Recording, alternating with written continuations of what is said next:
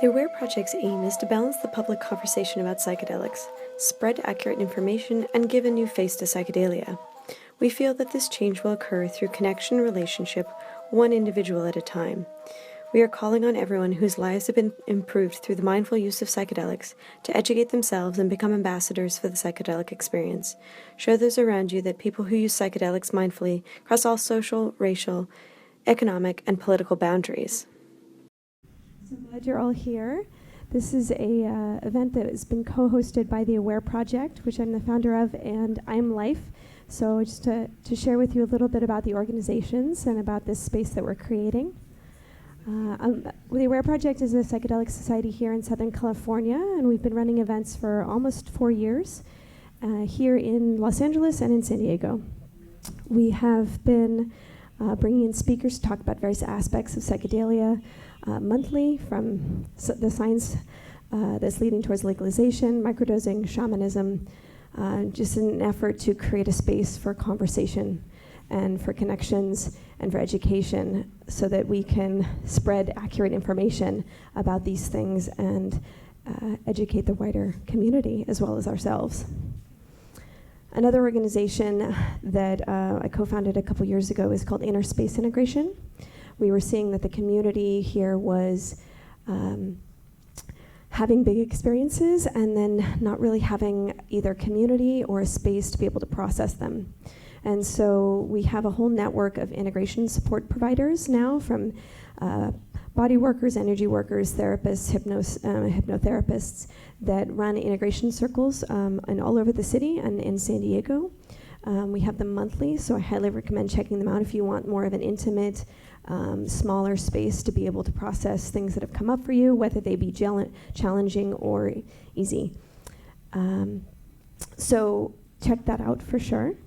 My name is Ashley. I don't know if I haven't said that yet. This is David. And just a little bit about the space that we're creating here. This is a public event. So we do ask that people to protect the people here at this event, to protect our space here. Please, please, please don't talk about buying, selling, making, or any illegal substances, and please don't try and seek any materials or substances here. Don't ask about where you can find providers or underground therapists. We understand that there's a lot of people that are seeking things, but we need to keep this space safe because we don't know if there could be undercover cops or informants. We're just still living in the age of prohibition. We had someone in the community recently get invaded by SWAT in Venice. So this is real. You know, we're still living in the real world here, and we just need to keep our wits about us. So it's fine to talk about your own experiences. Just don't talk about where you did it and who you did it with. So thank you so much in advance for keeping track of the etiquette, and if you hear of anyone talking about those things, please remind them, because to be able to keep doing these kinds of events, we need to be able to have a strong container. So I'm going to hand it off to David now to explain a little bit about IAMLIFE and what we're going to be seeing this evening. Cool. Thank you so much, Ash. Good evening, everyone. Thank you for coming. Really grateful to have Robin here sharing his knowledge. A little bit before we jump into the actual conversation tonight, IAMLIFE is a nonprofit organization. We've been collaborating with AWARE Project for 2, maybe 3 years, doing events like this, which we call Connections. The main goal is just to bring knowledge, focusing on Native American traditions from North and South America. Occasionally we have speakers sharing other content as well. We do around 4 of these a year. This is one of the main 2 events that we offer as an organization. We also do an event called Soul Circle, which is intending to create a sense of community in a public container around ceremony, usually using cacao, medicine music, sometimes ecstatic dance. And so those are called Soul Circles. This is our Connections events that we co-produce with the AWARE Project. So This is being live streamed as well, and we're going to have an edited video being released sometime within the next week on our YouTube channels as well for everybody. So I want to introduce Robin. He's a dear brother and a dear friend. He's also an amazing surfer, and he's been a teacher for over 20 years, teaching at Crossroads High School in Los Angeles. He's got 2 master's degrees, and maybe 3 or 4 years ago, he decided to transition out of that being his predominant offering to the world because of his heart's calling to go deeper into studying as a master linguist as well. He's been studying deeply the language of the Shipibo traditions in Peru, specifically the Mahua lineage, which he will talk a lot more about tonight. So it's with a great honor and privilege that we get to share him and his amazing many years of study and cultivation as a master teacher with the community. So thank you, Robin. You can come on up. Thank you, everyone, for coming. It's a real honor to be here and talk to you about my work down in Peru. It's awesome to see many, many friends here. Some of you who've been to Peru and dieted with us down in Peru with our teacher.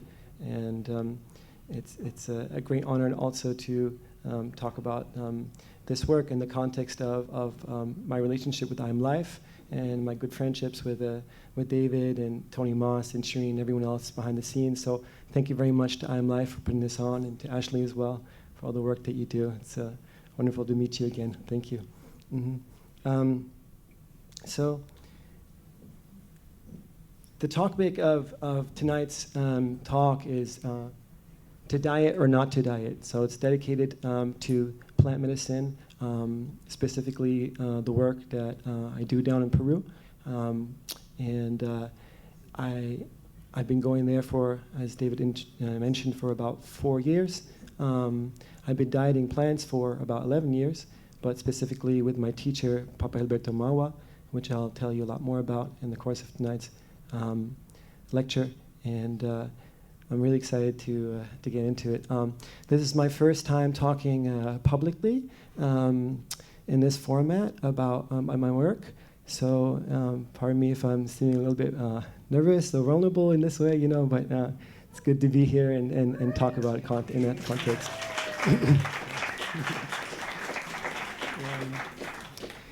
So tonight's talk is about plants, right? And it's specifically about master plants. So I felt to bring the plants in the room, there's many people here, I'm looking around, who I recognize who are good friends who have dieted master plants.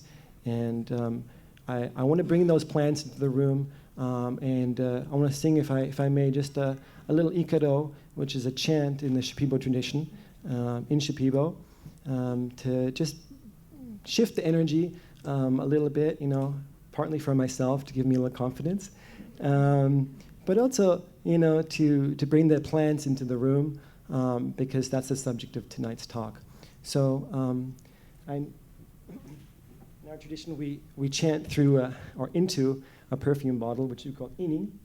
And I invite you to close your eyes, and let's bring in some plants.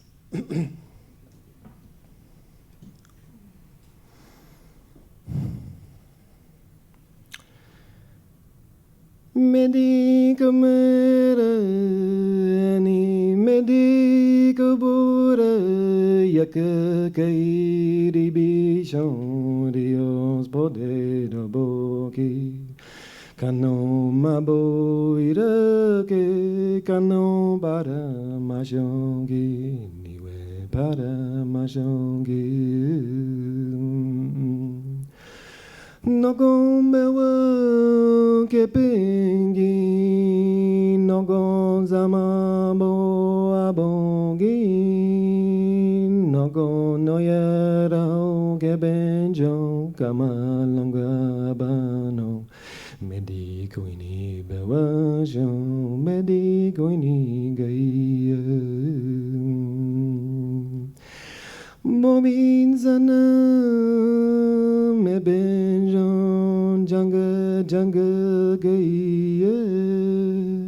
Chiri sangito me bengi nogon zamabo gojibo Ashonira bewai e mato ajono Runarau gaia Runarau botebi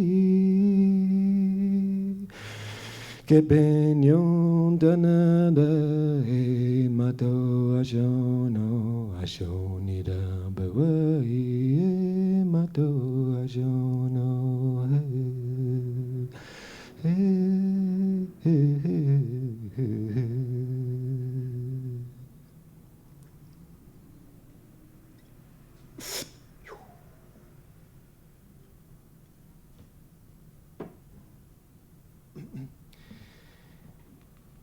So, welcome everyone.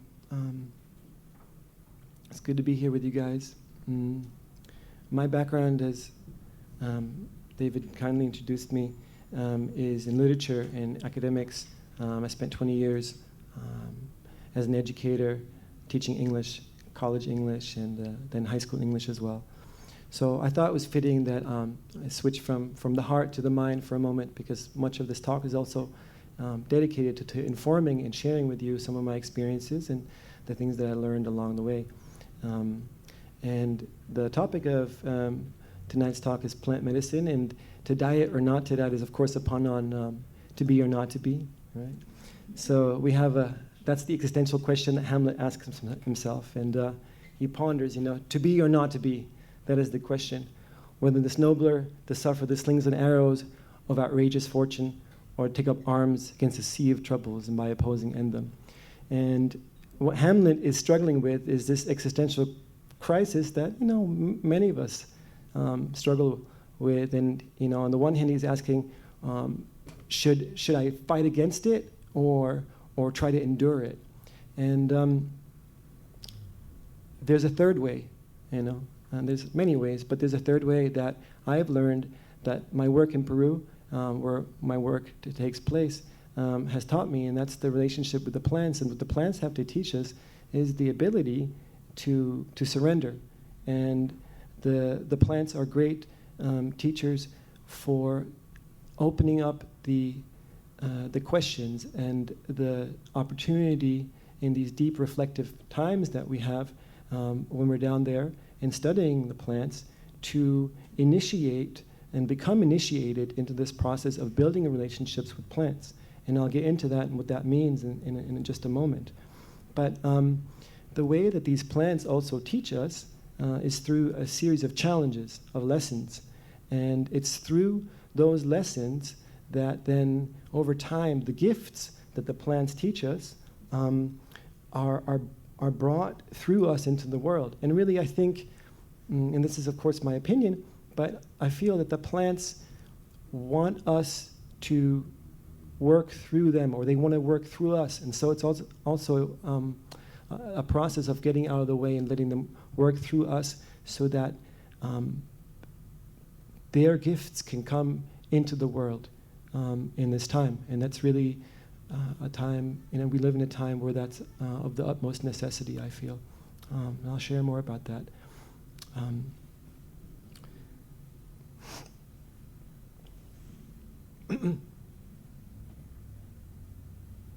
That was supposed to be this slide. Well, I knew a lot of it as being an English nerd. So in the jungle, my nickname is Manashahuni, which means human turtle or turtle man. And some of my friends here will know that. That's a little pun on Tortuga, because I'm a little bit slow sometimes to show up at the right time,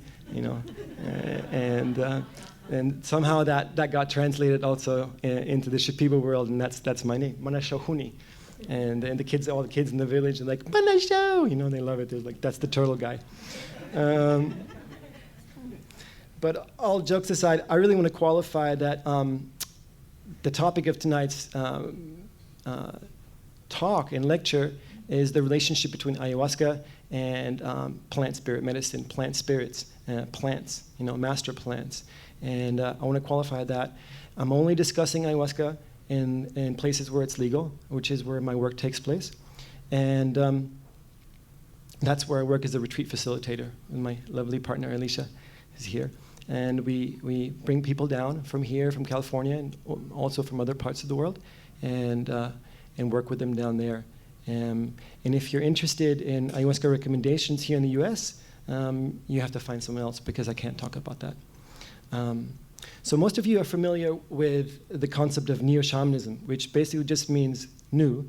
And there's a lot of amazing work taking place in that realm. But what I've been studying is more traditional, yeah? And that's the thing that I want to explore tonight with you guys and talk about in that context. So I want to share a little bit about my story. This gentleman here is Papa Gilberto Mahua. He is of the Mahua family lineage. Mahua means spirit in Shipibo. It's a very, very old Shipibo tradition, and it connects back to a history of plant wisdom that dates back thousands of years in terms of its relationship with ayahuasca, and also how that connects to the plants, and I'll get into that in a moment. I want to share a little bit my own story and indulge you in that, if I may. As I mentioned, I was an academic for a good 20 years, and it's about 11 years ago that I was diagnosed with an infection, and I researched some options, and Western medicine didn't seem like the right way for me, and so I went down the jungle for my first plant diet, and the plants healed me. And so I got really intrigued, and I was still teaching at the time here in LA, and continue to teach, but I started going down to many different countries in South America, working with ayahuasca there, and studying different plant traditions. I was in Colombia with the Kufan, and I spent a lot of time up in the mountains as well in Cusco. Anyone been to Cusco here? Pretty much everyone in the room.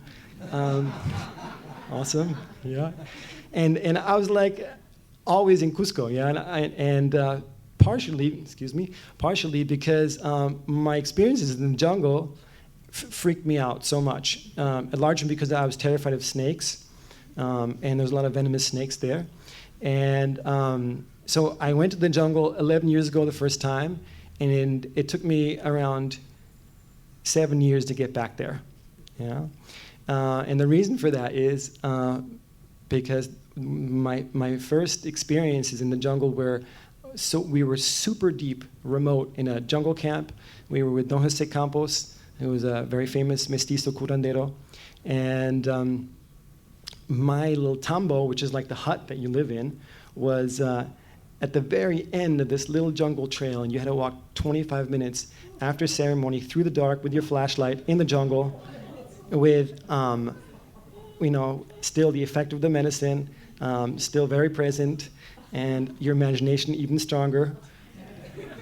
And it was the kind of place where every couple of hours, the guards would walk through and fire off. That's perfect cue, thank you. Fire off a shotgun round to scare away the larger animals, which was in a sense comforting and terrifying at the same time. And I'm the kind of guy, I see a garden hose and I'm like, you know what I mean?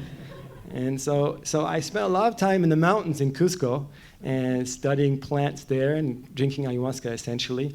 And it wasn't until I went to a ceremony there with a beautiful old Shipibo maestra and sat with her. She's now died. A few years ago she died. But it was when I heard the Shipibo and those chants by that maestra that they resonated so deep, and they felt so incredibly familiar. And I knew at that point that I needed to go back to the jungle. I didn't know how, I didn't know where to go. I'd heard a lot of stories about, the dark side of Shipibo practice and Shipibo shamanism, and yet I really felt the calling to make that transition and leave my job, which was a really big deal for me. You know, I was a high school teacher, taught 9th grade English and seniors, loved my school. I had a really amazing relationship with the students there. I was a mentor. Some of you guys who are here in the audience will remember that phase for me. It was like you know, letting go of this family and also this identity, because you know, when you get good at something and then you're like, okay, you're established, and I had to like basically leave all that behind to become an apprentice again, to become a student again, essentially, and that's what I did. So I went down the jungle, and I was with a maestro at first, and then eventually I found Papa Alberto Mahua. And the first time I sat with him, I'm like, all right, that's it. He's my teacher. I don't need to look anywhere else. And I did my first diet with him with a plant called Heron Sacha, which I'll get into in a moment, which is actually used for snake bites. And I chose that deliberately in order to confront that fear, you know, that fear of snakes, and then overcome that in part, but I'll get into that. So who are the Shipibo? So the Shipibo are an indigenous tribe in the northern Amazon. They live along the Ucayali River, and it's a 40,000 strong indigenous tribe. They speak a language that's related to the Pano languages, and in that region of the jungle. They have close ties to some of the tribes in Brazil. The languages are somewhat similar. It used to be called the Shipibo Conibo tribe. They were two different tribes, and then they were unified as one tribe, and now they're just known as the Shipibo. And the tribe, the little village that we live in, it's of course all Shipibo, and we're really lucky to be studying with one of the oldest lineages, the Mahua family lineage. And this is Papa Alberto Mahua. He's the youngest of 4 brothers, 2 of which are still alive today. He's 71, his older brothers are 84 and 95, I believe. And I'll share more about those guys in a sec.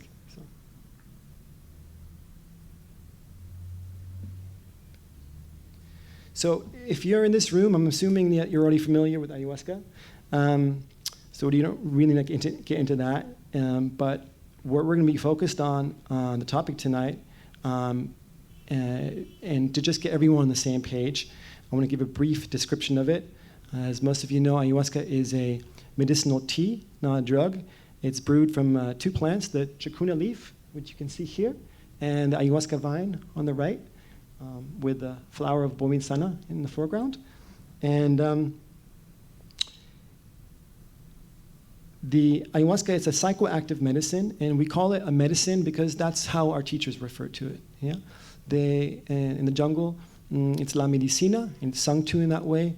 If you maybe recall my opening ikaro, I sang to it as medikumara, ani medikumara, or medikobora.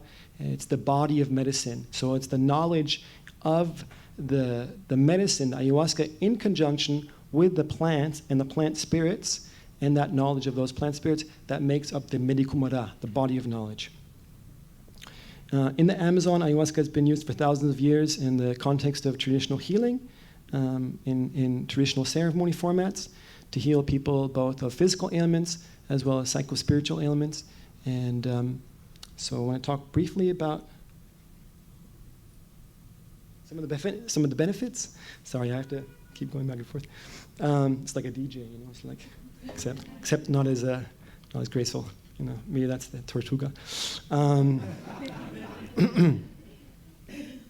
So some of the benefits of ayahuasca. It takes you on a revelatory journey. It opens your mind. It works both at the level of the body, detoxifies the body, as well as the spirit, and it helps you to identify negative aspects, negative behavior patterns, and it doesn't do the work for you. Yeah, this is a really important aspect, I think, worth mentioning with ayahuasca. You receive the insights, and then it's really up to you to put those into action and to take those insights you receive to then implement them in your life. So I'll talk more about that as well as we progress. So let's talk about a plant diet. What is a Shipibo plant diet? Raise your hand here if you've dieted with a Shipibo. Wow, awesome. Awesome. Excellent. Good to see you. Welcome, and thank you for being here, and blessings to your plants. Okay, so I'm like a total English nerd, English teacher guy, you know, that guy. All right. So let's talk about some of the benefits of a plant diet. But before we do that, let's really break it down first. What is a plant diet? A plant diet in the Shipibo tradition, and this is the tradition that I can speak to because this is the tradition that I'm most familiar with. And of course, there's many other ayahuasca traditions and many other plant spirit medicine traditions in South America. But when you study in the Shipibo tradition generally, and of course every Shipibo teacher is different, but generally when you enter into a relationship with a plant diet, it means that you open up the plant connection in ceremony. The maestro will, after a consultation with the maestro, will either prescribe a plant for you based on what he's heard from or she's heard from you that you're experiencing or that you're trying to heal, whether it's a physical illness or something psychospiritual. And then that connection to that plant that the maestro prescribes is opened up in ceremony, in the ayahuasca ceremony, with the opening up of the diet. And then typically the minimum, at least with our teacher, is 10 days for a plant diet. And in the jungle, in our tradition, we sit every second night in ceremony. And on the off nights, so on the alternative nights when we're not in ceremony, we drink our plant. And it's a little anticlimactic when you first come at night. You're really looking forward to drinking your plant. You think you're going to get a big bottle, and you just get like a little half cup, you know, in this little dirty half cup, and you're like, oh, okay, that's it, all right. But it's very powerful, and it's a concentrated essence of that plant. And so you drink that, and then you enter basically into a relationship with that plant spirit, because each of these master plants have spirits. For us as Westerners, it's a little bit hard to imagine, seeing that we're so rationally minded, to imagine that plants have spirits. But as you spend time in diet with these plants, or with your plant that you're dieting, you develop a relationship with the spirit of that plant. And what the ayahuasca does is the ayahuasca is the catalyst. It really opens up the connection to the spirit of that plant that you're in a relationship with. Yeah? And a diet also means that you abstain from certain foods, you don't eat any salt, no oils, no spices. Of course, you abstain from sex, and you abstain from any kind of media connection, so no phones and no checking Facebook and things like that, of course, you know. Seems like obvious, but it's to some people who come to diet with us, they're like, well, do I really have to leave that aside? And we're like, well, it's optional, but we highly recommend it, you know. And then so you would deepen and deepen over the course of those 2 weeks that you're there, or the month, or the time that you're there, you deepen the connection to the spirit of that plant that you're in a relationship with. And the way that's activated even more is through the maestro's songs, right? The chants, the ikaros. And I'll play some of the ikaros of my teacher in a moment, and so you get a feel for what that sounds like and what that feels like as well. And then at the end, at the last ceremony, you basically receive what's called an Arkana. And the Arkana is a really important closing ritual for the connection that you've developed with the spirit of that plant. Because the Arkana seals in all the work that you've done, all the contemplation, all the meditation, all the writing, all the inner work that you've done. That's what seals in the work, yeah? And the Arkana is also like a protection spell. It's almost like I'm a surfer, so it's like a spiritual wetsuit, yeah? So it's like, it's tightly woven to the fabric of your energy body. And what that means also is that the spirit of that plant now is with you, and it becomes an ally. Yeah. And that's whether you're coming down for personal healing or you're coming down as an apprentice like I do, that ally stays with you after that. And particularly you feel that ally and that allyship, that connection to that plant, when you drink ayahuasca afterwards. So with every ceremony afterwards that you drink, you'll feel the connection. Sometimes stronger, sometimes not as strong. But that's the general idea of a Shipibo plant diet. So I'm just going to skip through some of these because we just covered those things. Let's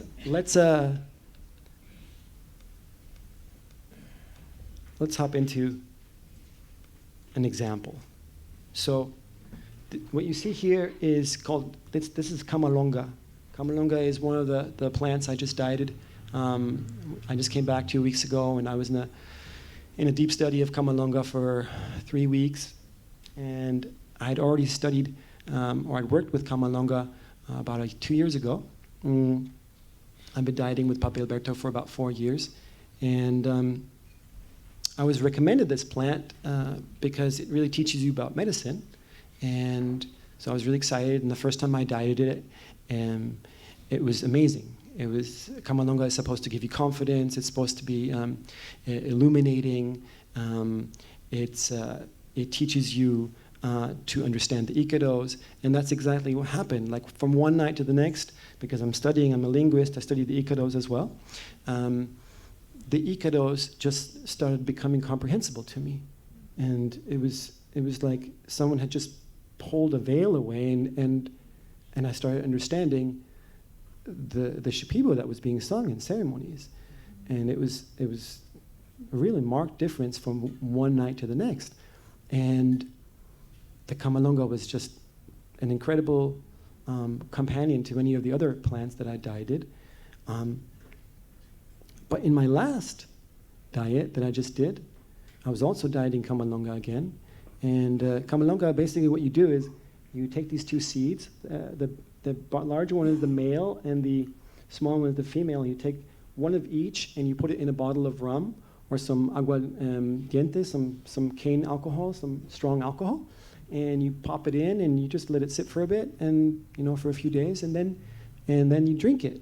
And I had a big bottle, and Papa Alberto, he knows me, and so he was like, I brought my own Kamalonga. And he's like, oh yeah, good job, all right, nice. So, I didn't just drink the half cup. And, I was just kind of like, okay, I'm just going to drink some more of this. Of course, I drank it in the evenings, like I'm supposed to, the half cup, but then I was also drinking it during the day, quite a lot. And one of the things I only learned afterwards is that Kamalonga is also moderately toxic. And these are the things, these are the challenges of the plants, right?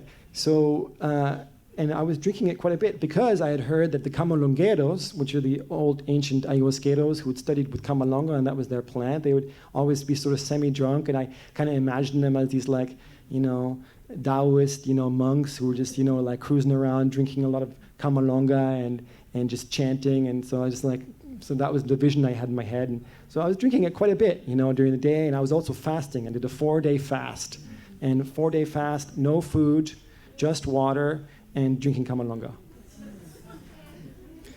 My friend Anthony, who's in the audience, and he was with me, he's going to be coming up later to talk about his experiences. He was like, are you sure about this? And I was like, yeah, this is the way to do it, bro. And he's like, oh, you've been coming here for years. I guess you know what you're doing. And I had the worst diarrhea that you can imagine.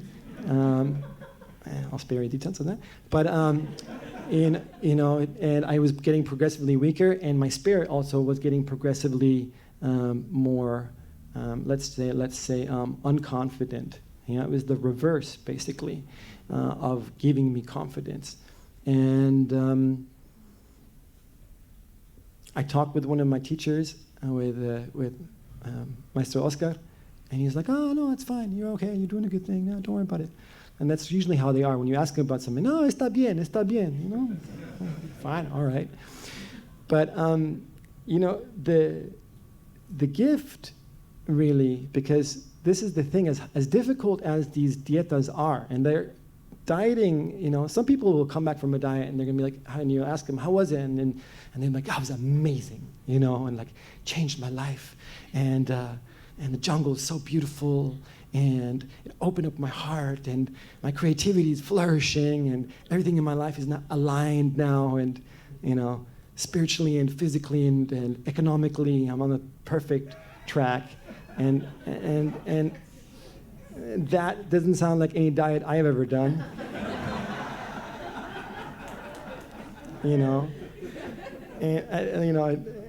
It's true. And I just came back a few weeks ago, and the last few weeks have been, there's always a post-diet, because when you go enter a diet, let's say you diet for 10 days, then you have 20 days to complete the diet to make it 30 days. I'll talk about those details in a minute, but basically those 20 days of post-diet were like really challenging on multiple levels, and especially on this confidence aspect. And so I sought the help of one of my mentors, and I called him up, and he's a really, really, really highly trained and exceptionally skilled maestro. And I called him up and I said, Kamalunga is supposed to give you confidence, but I'm not experiencing that at all. And he said to me, well, maybe that's the gift, like you're learning what that feels like. And I'm like, I feel so vulnerable and so ungrounded, and he really encouraged me to embrace that, to move into that more, and not to resist that so much.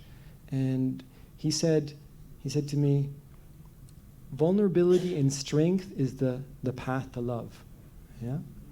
And it's through the connection of those two, that's how you open the door to love. And ultimately, I feel, and this is of course,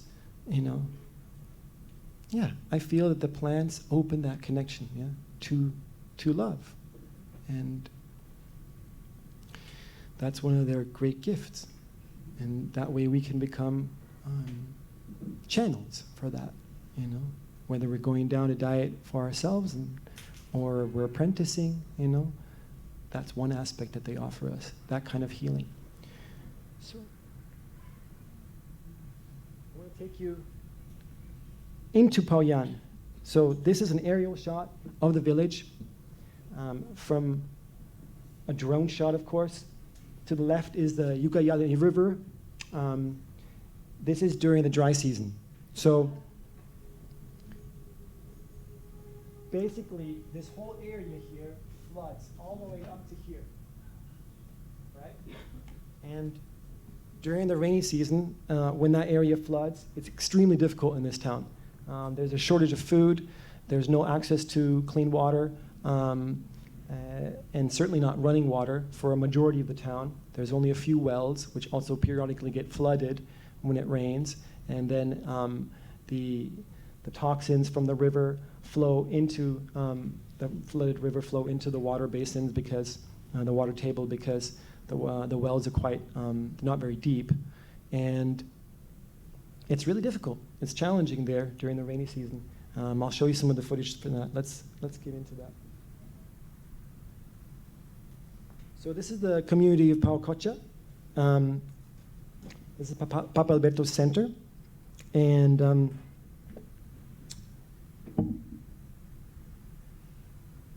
here's one of the tambos that the dieteros, they're called dieteros when you go into diet. It's a fancy name. Dieteros is basically people on diet, right? So here's the tambos that were only recently built. Before it was much more barren and basic, but now they're quite nice. And see some more of those. They look like up front. The hammock is absolutely obligatory on any diet because you spend most of your time in a hammock. Yeah. So anyone who comes to the jungle and doesn't bring a hammock, then I'm just like, oh, you're going to be miserable. If you ever decide to go to the jungle, bring a hammock. Yeah. So this is the main road in Paoyan here, and you can see it's really basic. They have some solar panels in place. There's no electricity. It's all on generator. As you can see, most of the houses are on stilts, and the infrastructure is really it's challenging for the people there. There's not enough food, as I mentioned, when the flooding happens, certainly. And yeah, this is everything here. That main road turns to mud. And when it's not mud, you navigate it by river and by canoe. So let me show you what that looks like. Actually, hold on. This is some of the village life. I want to talk about that first before I show you the flooding. But this is some of the village life. Specifically, why I'm showing you this shot is in the Shipibo community, the women are the ones really who make most of the money. The experience the Shipibo have had a challenging relationship with cash, with money, and because it's a fairly new concept. And so the women weave these beautiful tapestries, which I'm sure there's some here for sale to support some of the vendors. And that money, by the way, goes straight back also to support these women, because these women work really, really hard to make these beautiful tapestries. Let me show you some of them up front.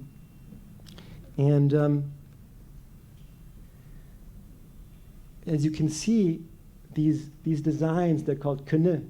And the kene are basically these designs right here.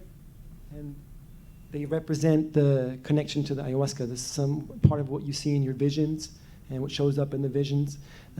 Interestingly, the Shipibo women don't drink ayahuasca, except for a few of them, who become maestras. And some of you died with Shipibo maestras? Anyone here? Yeah? Awesome. There's a really famous maestra who's the niece of Papa Alberto Mahua called Manuela Mahua, and she's about 84 now. We were lucky enough to die with her a few years ago. She's really, really powerful. But most of the Shipibo women are really scared of drinking ayahuasca. And so you wonder, like, how did they then see these images? And it's because traditionally, there's a plant there called piri piri, and it's a medicinal plant, and they grind it down, they make it into a juice, and they drop it into the women's eyes when they're young. And what it does is, when they sleep in their dreams, it activates their dreamscape and the visionary quality, basically, of their dreams, and they see these patterns. And so that's how those patterns find themselves into the art in the Shipibo tradition.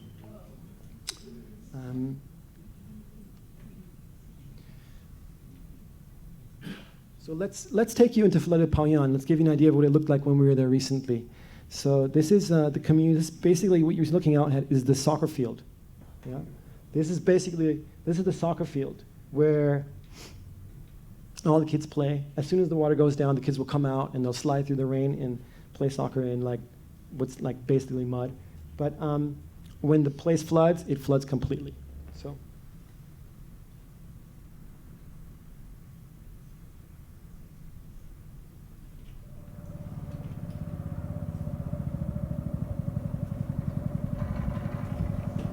This is us coming in recently, Anthony and I, into the village.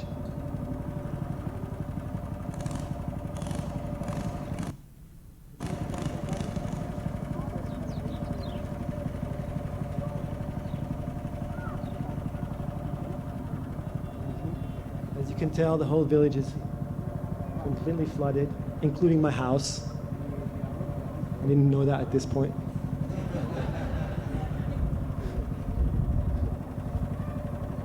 That's the school, also flooded. The school, until the water recedes, there's no school. And the kids are always like, yeah, stoked, it's fine. That's the tricky thing with Google. When you go out of that, full screen, then you have all that around. But it's okay, it's fine, we'll just do it like that. Some open screens, no problem. So that's my house right there, as I was mentioning. Yeah.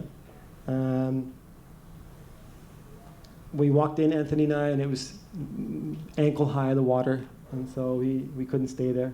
And so we had to stay in a different room, and it was no problem. But it took about 3 weeks of us being there for the water to completely recede, and then we could live there again. This is my partner, Alicia. There wasn't enough canoes, so to get to our house, we actually had to go back to town to Pucallpa, which is 4 hours by speedboat downriver. We had to get supplies anyways, and I went to the local hardware store, and I got us one of these guys here. And I tell you, it was worth every penny, because the canoes are in short shrift and they're all like high demand, and so we had a unicorn and we had a flamingo, which Alicia called a penguin. I'm not sure why, but she's like, "Where's the penguin?" And I'm like, "What do you mean?" That's how we would get back and forth from my house to the main compound. So here's the water receding, and this is after it gone down quite a bit. And of course, the next step from there, you're hoping for it to go down, but what happens when it goes down completely? Mud, and the worst mud, right? It's like mud. It's like mousse de chocolat up to your knees, and you're just like wading through it and just getting stuck in the mud, and it's intense, You're trying to get back to your hut, and after ceremony in the dark, through the mud, and the mosquitoes are attacking you, so you can't even run, because if you run, then you might slip in the mud. But all that is nothing compared to the snakes. Because when the mud goes down, the snakes don't have a place to go. And oftentimes what they'll do is they'll go into the houses. And because you can see these thatched roofs, right? They'll go and they'll live up in the thatched roofs. And on this last trip, I almost got bit by a snake, by a viper. And I was having a chat from this vantage point that you're looking at right there. My friend Anthony, who's here in the audience, he was inside that tambo on the left, in the left room. There's 2 rooms. And I was squatting, holding on to a broom. And I was talking to him, and I was wearing glasses, so that peripheral vision was not available, and it was right out of my peripheral vision. And a snake, which I didn't see, came down from the thatched roof above me. I was squatting like this, and the snake came down, and it curled around my wrist, which I didn't see, and it started going down the broomstick. And Anthony, with his incredible wherewithal, didn't tell me right away when he saw the snake come down. He waited till the snake had gone past my wrist to tell me in a really nonchalant way, "There's a snake on you." And I was like, "What?" Like that, with the broom, and this green viper fell from the broom into the mud, right? And it was just such a Jedi move on his part to wait to tell me until the head had gone past my wrist, because if he told me beforehand, I would have freaked out, and then the snake would have fallen on top of me and more than likely have bitten me. So, good looking out, brother. Thanks so much. It takes friends to make it through these experiences. So, speaking of snakes, there's the most feared snake in the jungle, at least in the lowlands where we live. It's called the hergon, or fer de lance. It's a lancehead viper. It's a really nasty snake, super aggressive. It'll actually seek you out. It's like when you try and avoid it, it'll confront you. It'll come after you. And the venom is extremely toxic. It's a hemotoxin. It breaks down. It basically produces internal bleeding. And in the town that we live in, generally, on average, every 6 months, someone is bitten.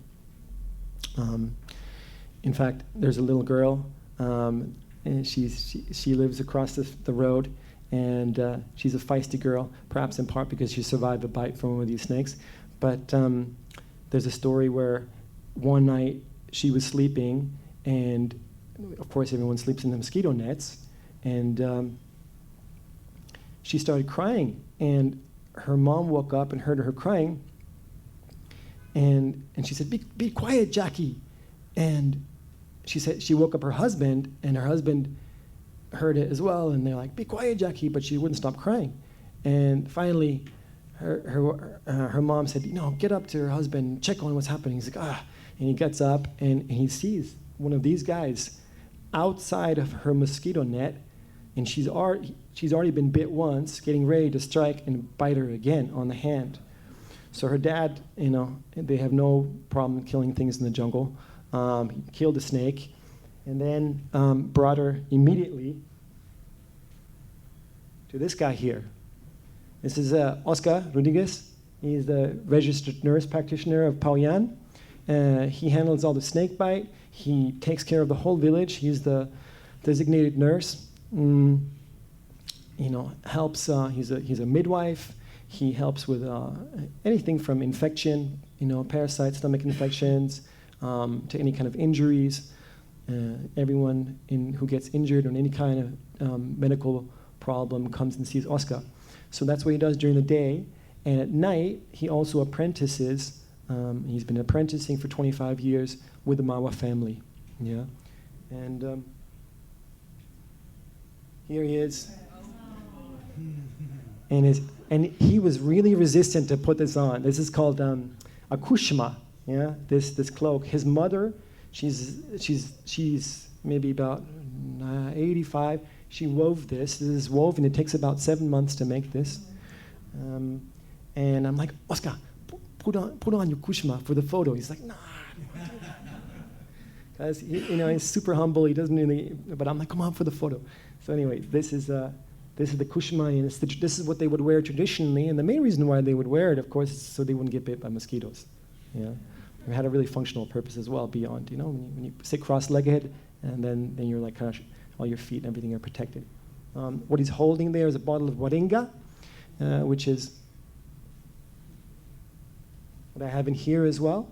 And the waringa is a perfume, super important to the Mahua family tradition. They use agua florida, which you guys are all familiar with, I'm sure some of you, which is the perfume that's mostly used by Shipibo practitioners. And waringa is one of the perfumes that Oscar uses. And the waringa is made from 32 different plant essences. And the purpose of the waringa is to blow, or sopla, as it's called, over the crown after a chant is delivered to the person. And then it seals that chant together with the rome, which is the mapacho. This is a mapacho. This is jungle tobacco. It's rolled up in these chlorine-free papers, or so you would wish, but generally they have chlorine in them. But this is smoked and blown. The smoke is blown over the crown of the patient, and also the waringa, the perfume, is blown over the crown, and that seals the chant in. So I'll talk more about that. It's kind of like an interactive show and tell experience for you guys. So here's Papa Gilberto Mahua. You never see him dressed up like this. This is when he came back from a trip to Mexico. I was shocked when I saw this picture because I'm like, what? He wears shoes? And it's if you ever go to the jungle, look at people's feet. Most of us, because we wear these shoes, where the toe bed kind of curves in, and our toes are kind of pushed onto one side. Have you noticed that? When you maybe take your shoes off tonight, look at your feet. They kind of go to one side. And the Shipibo, they have really wide toes with a lot of space in between them. They're really firmly planted on the ground. But this is a more fancier photo of Papa Gilberto Mahua. As I mentioned, he's 71 years old. He's the youngest of the 4 brothers, the Mahua brothers. I want to talk a little bit about those guys because they're just they're legends in my experience, and without wanting to glorify them, I'm really fortunate, and I feel really fortunate and privileged to study with this family because their experience goes back to a time which is really hard for us to imagine. A time where the morphogenetic field was much more open and available to support magic.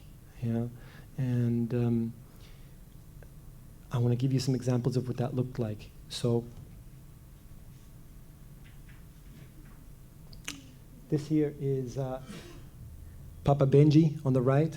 Papa Benjamin. He was Oscar's first maestro. Oscar studied with him for 10 years, and then he studied with Papa Alberto for another 10 years. Papa Benji, legendary Noyarao maestro. Noyarao is the tree of light. It was said of him that he was so powerful that he could put his hand on a tree, and the tree would offer all of its knowledge to him, and then afterwards the tree would die and fall over. And apparently that happened 4 times with 4 different master trees.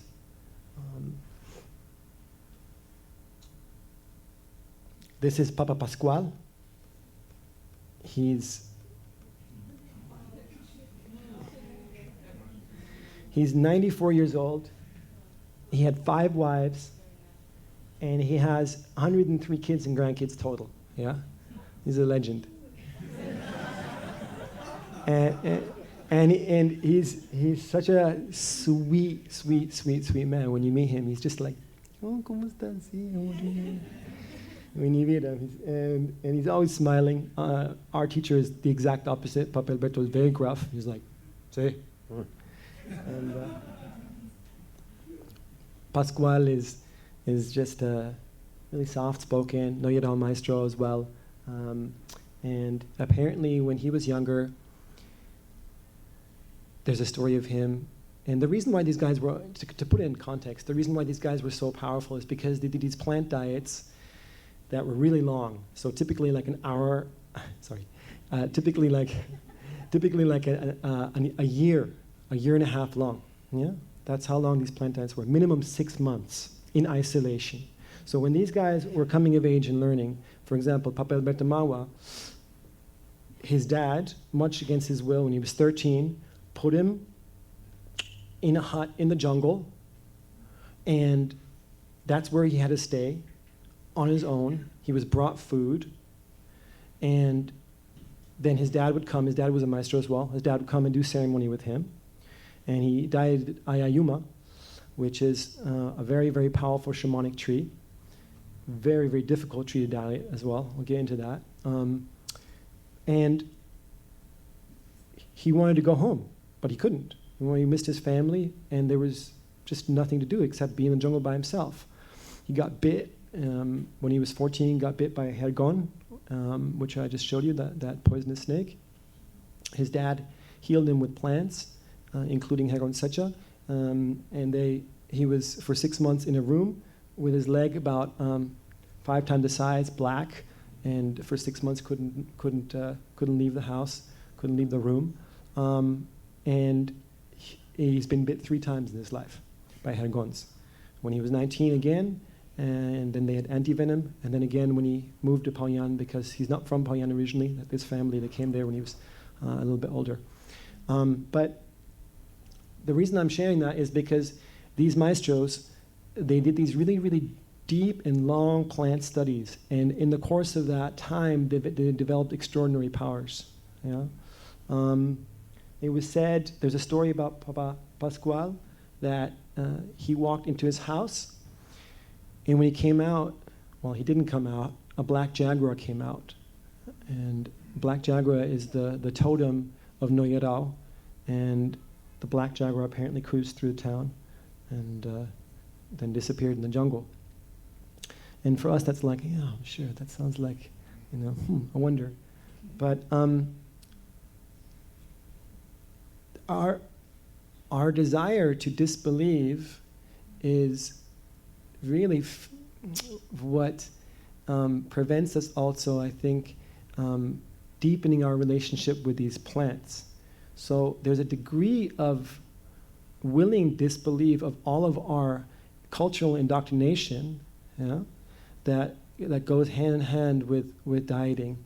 And it's very different, of course, from these guys who grew up never doubting these things in the first place.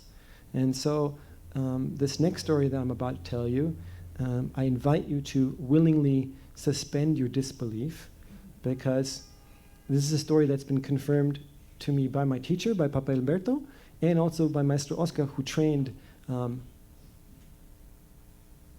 with this guy here, Mahua, oldest of the 4 brothers. He was in Onaya, which is the highest class of Shipibo healers. Actually, the highest class were the Marayas, but that was one generation above them. Their teacher, his teacher, was a Maraya. He became an Onaya.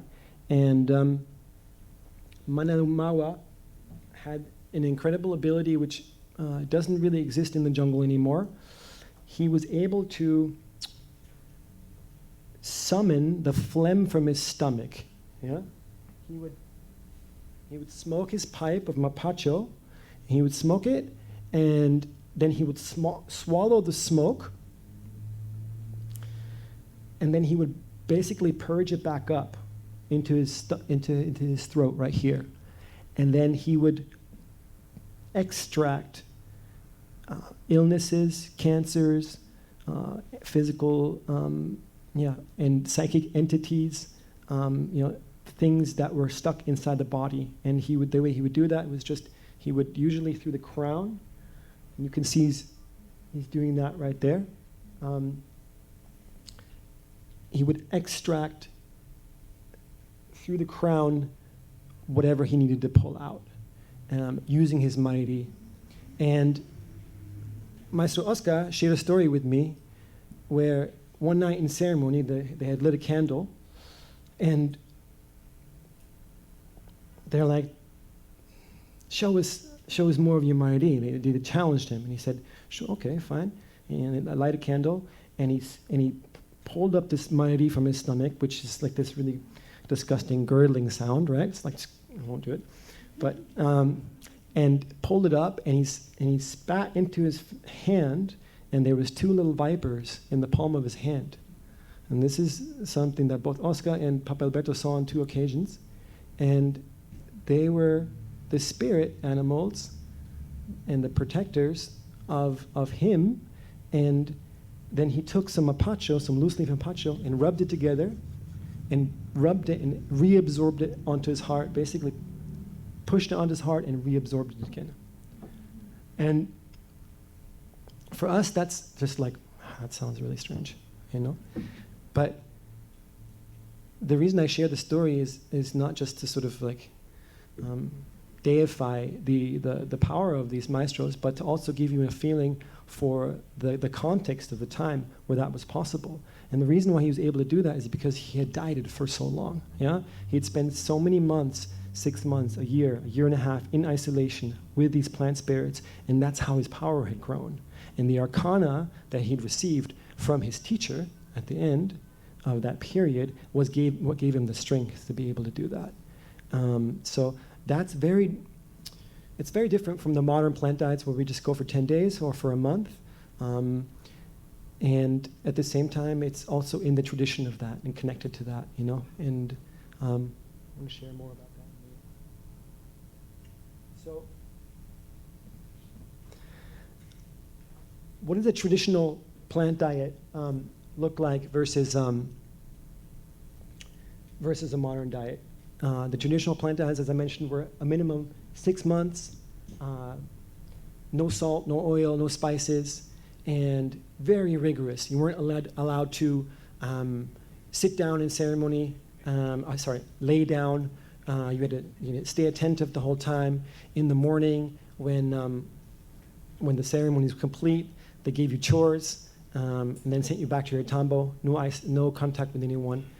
The modern plant diets are a little bit more lenient. Yeah, there's social contact you can have. Of course, it's encouraged to keep that contained, but it's really up to you. And so, the framework is the same, but the invitation is there to really go as deep as you want, and that's only up to the person. So let me take you into the experience, the ceremony itself. So this is the Maloka.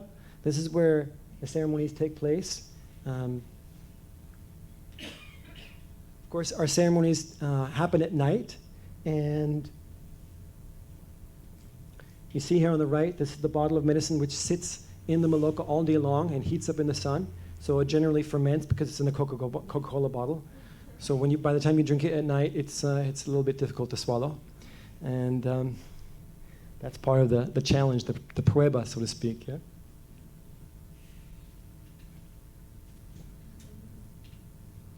The nickname for Papa Gilberto is Papa Oso.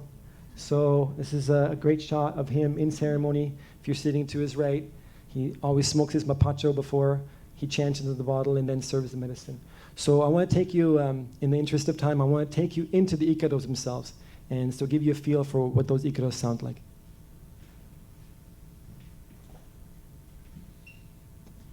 Before I do that, a couple notes on, the topic was called the Shipibo plant medicine technology. Why is it technology?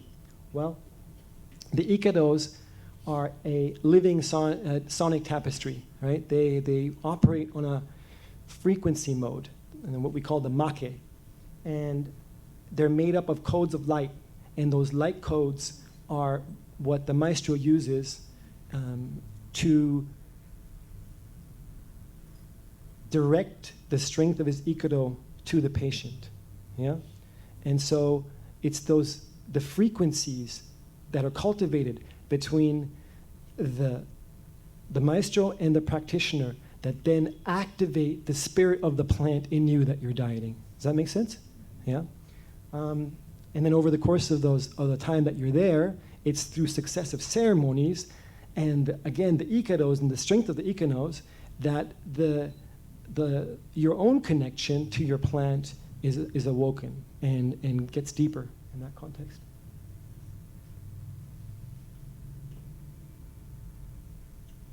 So let me play you. This is the opening of Papa Gilberto's chant.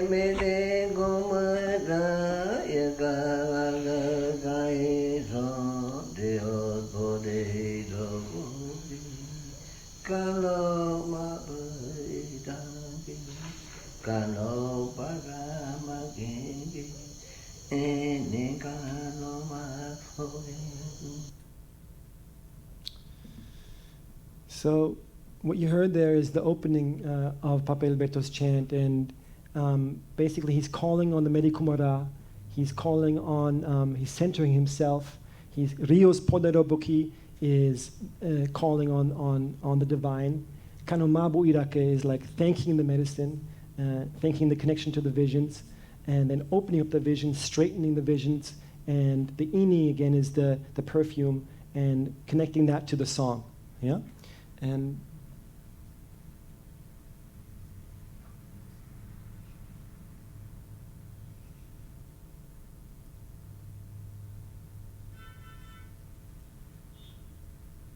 so I want to talk briefly about the basic structure of an ikaro.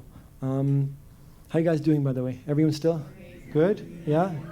Let's go ahead and check the audience and see how you guys are doing, Make sure you're not falling asleep. Like I have a tendency to embellish, so thank you so much for your attention. But I want to be sensitive of time, of course, and leave time for Q&A and stuff. But I'm just excited about this stuff, so I'm happy to share them. But anyways.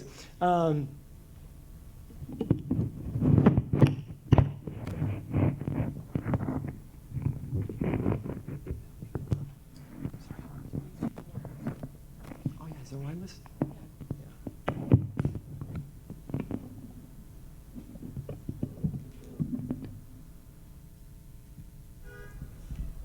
Thanks so much. Maybe a little bit lower. Yeah. Sorry, it just feels a little more natural here. All right. Thank you. Right on.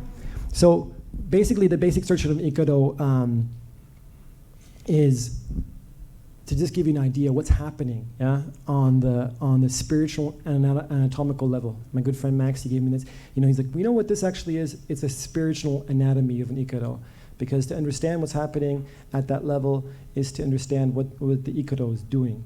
So an Ikaro, when it's sung, and I'm speaking only from my experience with Papa Alberto Mahua in this tradition, and there's many other traditions, but an Ikaro, when it's sung, the way it works is the medicine is activated, a bridge is woven through the sonic vibrations of the Ikaro, of the chant that's being sung, woven to the patient, and then through the diagnostic abilities of the maestro and the psychic abilities, right, and the visions, an awareness happens of what's going on with that patient, and then the things that the maestro or the maestro identifies as negative, so to speak, or in need of remedy are pulled out using these cleaning words.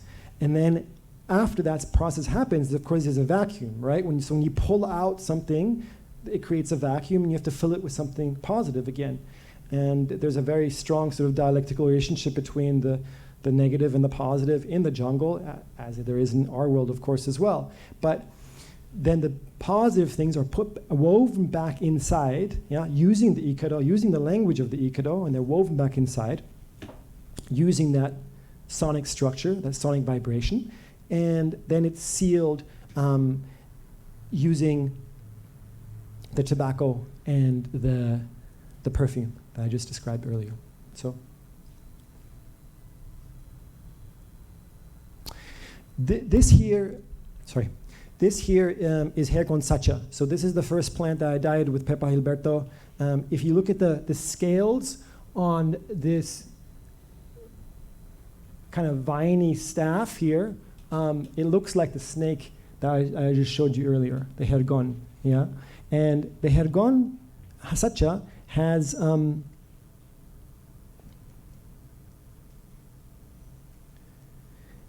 it basically has the underground tuber, and that tuber is cut up and then put in water, in cold water, and that's what you drink when you've been bitten by a snake and by this Hergon. And the tuber itself is cut up and applied with the banana leaf to the wound. And it's really effective for sucking out the poison, so to speak. So this is one of the first plants that I dieted in part to overcome my fear. I felt like maybe I needed to, and after consulting with Papa as well, on an energetic level, if I dieted a plant that was similar or that was effective as snake medicine, as a curative, then it would perhaps also heal some of the fear. And it certainly did that. This tree here is called Noyerao. Anyone dieted Noyerao here before? Lots of people. Awesome. Right on. Noyerao is the tree of light, also called in Spanish Palo Voladora. It's the tree of compassion, the tree of forgiveness. It's an extremely psychoactive tree. So this tree, what it helps with is pushing up things that are stuck in the psyche, trauma, repressed emotions and memories. It pushes them up to the surface. Yeah? And that can be very confronting, but also very, very healing. And so I've spent a lot of time dieting this tree, months and months. And what it really does is it makes you look at things that you haven't maybe looked at since your childhood, and it shows you that in a really compassionate light and gives you an opportunity in ceremony with the help of the maestro's chants to heal those aspects. So it's an incredible tree. It's also it's called the tree of light because when the leaves fall from the tree, they glow in the dark. Has anyone seen there's some folks here who've seen the light that emanates from these leaves. Yeah, when you go to the tree, they'll take you, it's up in Iquitos, they'll take you to the tree at night, and they turn off the flashlight, and you're in the middle of the jungle, and then the whole floor after a while, and they tell you if it doesn't light, they say if it doesn't light up, it's because you're bringing the wrong energy. Exactly. Yeah, you're not worthy, so to speak. So we didn't see anything at first, and we're like, oh, we must not be worthy. But then, of course, your eyes adapt to the light, and then it's almost like there's stars on the bottom of the jungle floor. It's just incredible. And my partner Alicia, she picked up a leaf, and I was like, oh, I want to do that too. And I tried to pick up a leaf, and I got bit by an ant. It was like a fire ant, you know, super painful. And I was like, okay, sorry, I guess I learned my lesson. I shouldn't. Oh, the pincers. Yeah, drew blood. Anyways. So let me take you mid-chant here. This is, as I was explaining, that there's a lot of cleaning that goes on in the middle of these long ikedos. And Papa Hilbert's opening ikedo is 1 hour long. So what I'm just playing here is little short selections. But generally, the opening chant, which is like his opening chant, is 1 hour long. And it cleans you really thoroughly. And let's hop into it.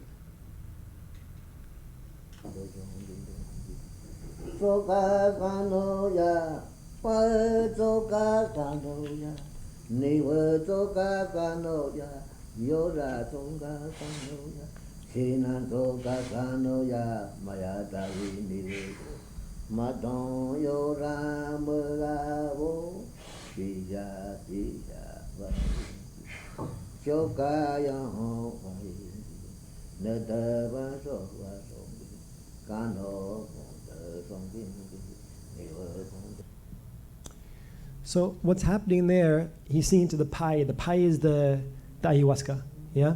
Pai tsokas kanoya, niwe tsokas kanoya, yoda tsokas kanoya, shina tsokas kanoya. Niwe is the air, tsokas is it's fragmented or blocked. Yoda is the body. It's also like, same thing, tsokas is like there's like a distortion. And shina is mind. So he's cleaning all those aspects that are stuck, basically, right? And then he goes in and cleans those things. Pisha Vaenge is basically to pull out or liberate, to release. Joka Yon Vaenge is to clean with water. Nete Beshon Ashonki. Nete is the world or the space around us. And Beshon is basically to heal. Yeah? So that's what's happening on that level. So what we're looking at here is Chirisinango, one of the plants I dieted for a while too. Chirisinango is a beautiful plant that pulls inflammation out of the body. So it's really good for pain.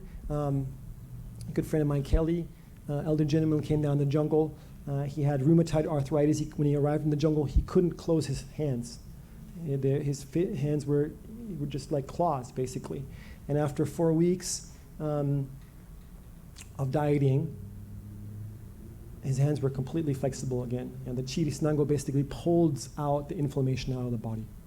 And has other qualities as well, but in the interests of time. This is Ayahuma. Ayahuma is a very, very powerful psychic plant tree, as I mentioned earlier. This is the original shamanic tree of the Shipibo lineage. Yeah. So this is the tree before there was Noyerao. There was Ayahuma. Papa Alberto is an Ayahuma maestro. Ayahuma teaches you how to remotely psychically connect with your patients. It teaches you how to look at your shadows. It really confronts you with the quote unquote dark side of your thoughts, which is, it's in many ways a powerful teacher. It's a confronting teacher. It's a teacher that is very exacting and very demanding. Some people even say that Ayahuma is jealous. It's hard to imagine that plant or a tree could be jealous. But from everyone that I haven't dieted myself, but from everyone that's dieted, they've told me that this tree wants your undivided attention. So it really demands that. And it's very punishing and very obvious to you when you're not in alignment with it, so to speak. If you're spending too much time socializing, it'll force you to go back to your room and repent, so to speak. Yeah, and I'm exaggerating, dramatizing a little bit, but not to give you an idea that plants are punishing, but it really is very exacting and let's just say it's a little bit more severe than other plants or trees. But the gifts are incredible, and it really teaches you how to heal as well. It's a very advanced tree, not recommended as a first diet by any stretch of the imagination. This is Carolina Mahua. She's the daughter of Papa Alberto. She's an incredible plant wizard, or plant vegetalista is the Spanish word. She really knows all the different plants, all the different functions. She knows how to apply poultices for this this ailment or that ailment. And what she often does is she makes plant baths. And here she's picking plant, but a plant bath basically is like those flowers you just saw of the Ahuma tree. They're ground up and put into a bucket, and then you get naked in a space for that, and you pour it over yourself, and that gives you the protection of the plant spirit, of that plant spirit. Yeah. This is Bominsana. Anyone died of Bominsana here? Yeah. Awesome. So Bominsana is a heart opener. Really heals the heart. Also heals cancer. It's a really, really powerful teacher. It grows near the water. It's a water plant. And there's a song that some of you might have heard, the Sirenita, the mermaid. That shows up sometimes in the visions and in your dreams. And Bominsana is a beautiful teacher. Also very good about teaching you about relationships and this process of surrendering, ultimately. So I want to talk briefly about the Arkana I mentioned before. The Arkana is like what seals the work, yeah? And play this. This is the last sound bite that I'll play for you. This is Papa Gilberto, part of Papa Gilberto's Arkana, which is this protective spell that is woven to seal the diet at the end, yeah? At the end of your diet.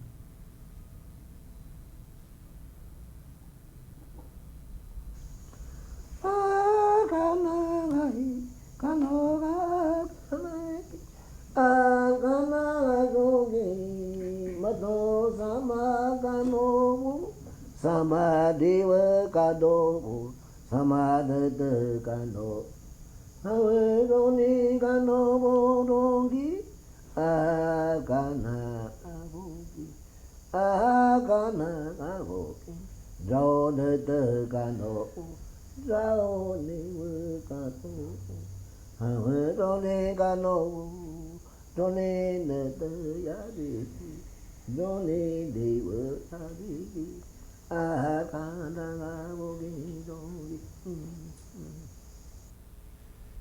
So what's happening here is that it's like a completion of the work that you've done, in terms of the diet that you've done. And he's singing here to the sama, which is, sama is the word for diet, yeah? And he connects it to the snake, opens up the Arkana, which is the protective spell.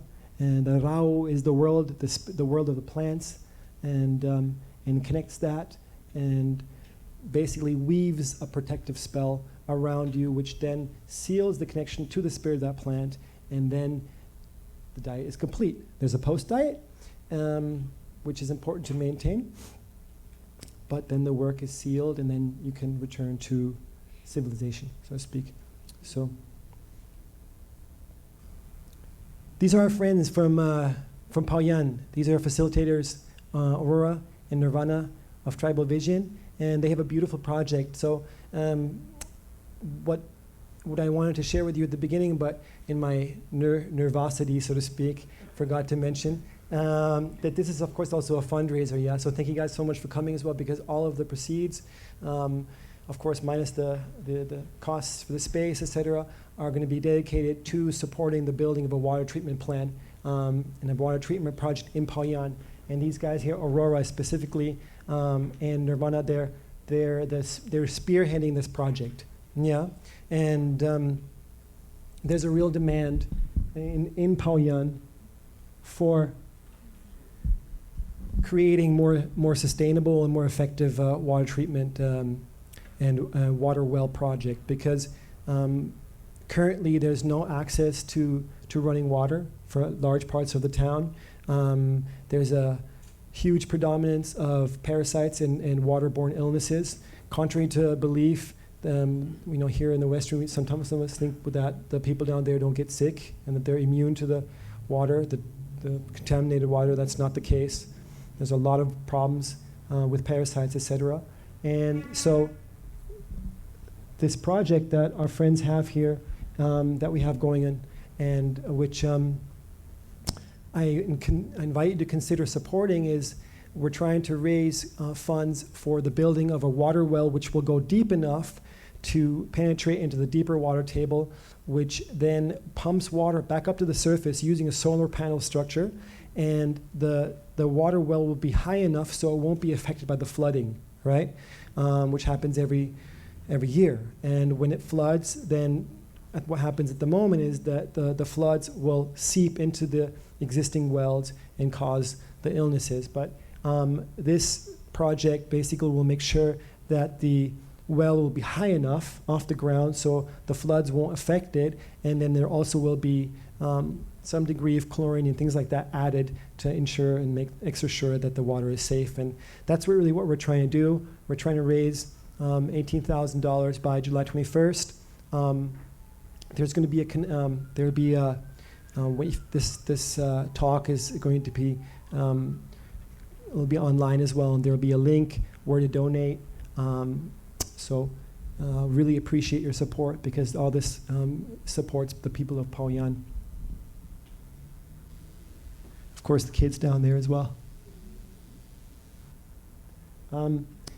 Finally, if you have any more questions, we're nearing the end of my talk here. We're going to have a Q&A as well. I really invite you to stick around, and we're going to bring a couple of people up here who've dieted to share some of their experiences, and then there'll be a time for a Q&A. Thank you so much for your patience and your support as I journey into my first public lecture. But if you have any questions, you can write to us at Master Plant Retreats or email us. And this is, of course, also the link that we'll have up on our website, how to donate to this water well project and make sure that there's access to running water in Paoyan.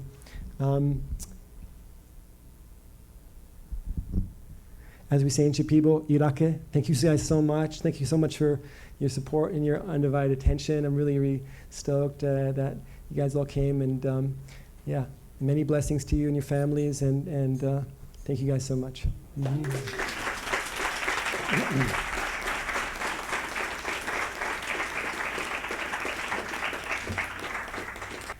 Thank you so much, Robin, for an amazing download on the Shipibo traditions. I've often felt that, so we're going to do a little panel here, and we'll try to go for maybe 15 minutes, 20 minutes, and then we'll do a little Q&A from the audience after that. So, you know, in my experience dieting as an apprentice as well on these traditions from the Amazon jungle, and specifically with the Shipibo traditions, as a young person growing up, I never had access to rites of passage. You know, you mentioned some of these old maestros and maestras dieting at age 13. And for a lot of my motivation for wanting to study in these traditions is like I didn't have connection to rites of passage, things like Vision Quest, which I have studied in as well from the Lakota traditions. For me, dieting feels like an incredible opportunity to center with yourself, just, you know, in addition to all the many healing properties of the plants and the relationship you're cultivating. Somebody once said to me that when you're dieting, you're getting a degree in that plant. You know, instead of like getting a degree in some academic course, you're getting a degree in that plant. And when that diet's closed, the healing frequency and energy of that plant is with you for your life. You know, as an ally. In whatever service that you're doing in your life. So for me, I kind of equate it with, you know, going into the chrysalis, like a caterpillar going into the chrysalis cocoon, and eventually emerging as a butterfly. There's challenges, you know, in many ways our world is in the chrysalis right now, rebirthing itself. But for me, I've felt that these experiences of solitude, being in isolation, detoxing from technology, and from the typical things in our life, and just getting centered has been incredibly helpful for just aligning me to my purpose, my path, my health, my happiness. And I just want to open it up for anyone to respond. I'll pass the mic, and not everybody has to respond, but if you feel to respond, you know, what is your experiences, what gifts have you received from these experiences of dieting in these traditions? how do you understand the significance of the sacredness of these, I'll call them tribal technologies, and what do they do for you? What have you received?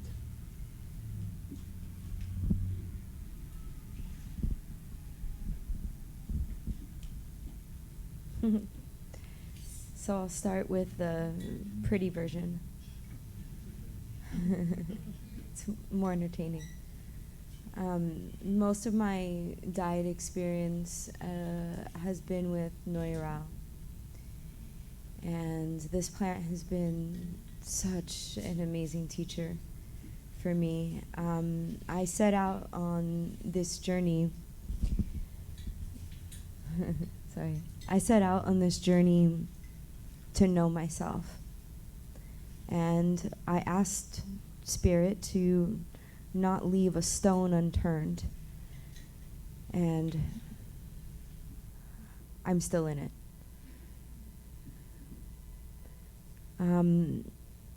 My experiences with Noirao are a bit like going into a huge ancient library and going up to this card catalog and pulling open the drawer and pulling out a card, and each card is like a pattern that shows up over and over in my life and in my relationships. And that pattern, that card, it sends me to a book. And when I open that book, I read the stories of my life that repeat over and over and over. The stories that it doesn't matter who is on the other side. I will find the player to play out whatever is necessary for me.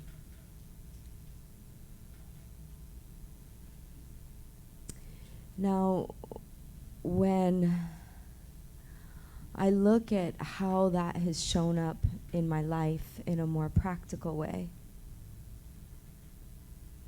the gift of Noirao, the glowing, luminescent leaves that look like the stars have fallen from the sky and landed on the floor of the jungle. When I first heard about it, I thought about Avatar, and I was like, I'm gonna go diet the glowing tree. It's gonna be amazing. Maybe I'll learn to fly. And the journey to illumination, as you all know, is we have to face what keeps us from being illuminated. And that's not a pretty process for any of us, really. And it's not the point. It's not the point for it to be pretty. And so a lot of my process isn't always pretty. And sometimes I have to face situations where no matter how hard I try, I'm not going to be liked. And that's really challenging. No matter how hard I try, my mask is just not going to work. And what I'm left with is myself and my truth. And by learning how to stand in that, I learn what it actually means to become illuminated. And I learned that it's a process, and it's a process that happens day by day, diet by diet, night by night, drink by drink. Thank you.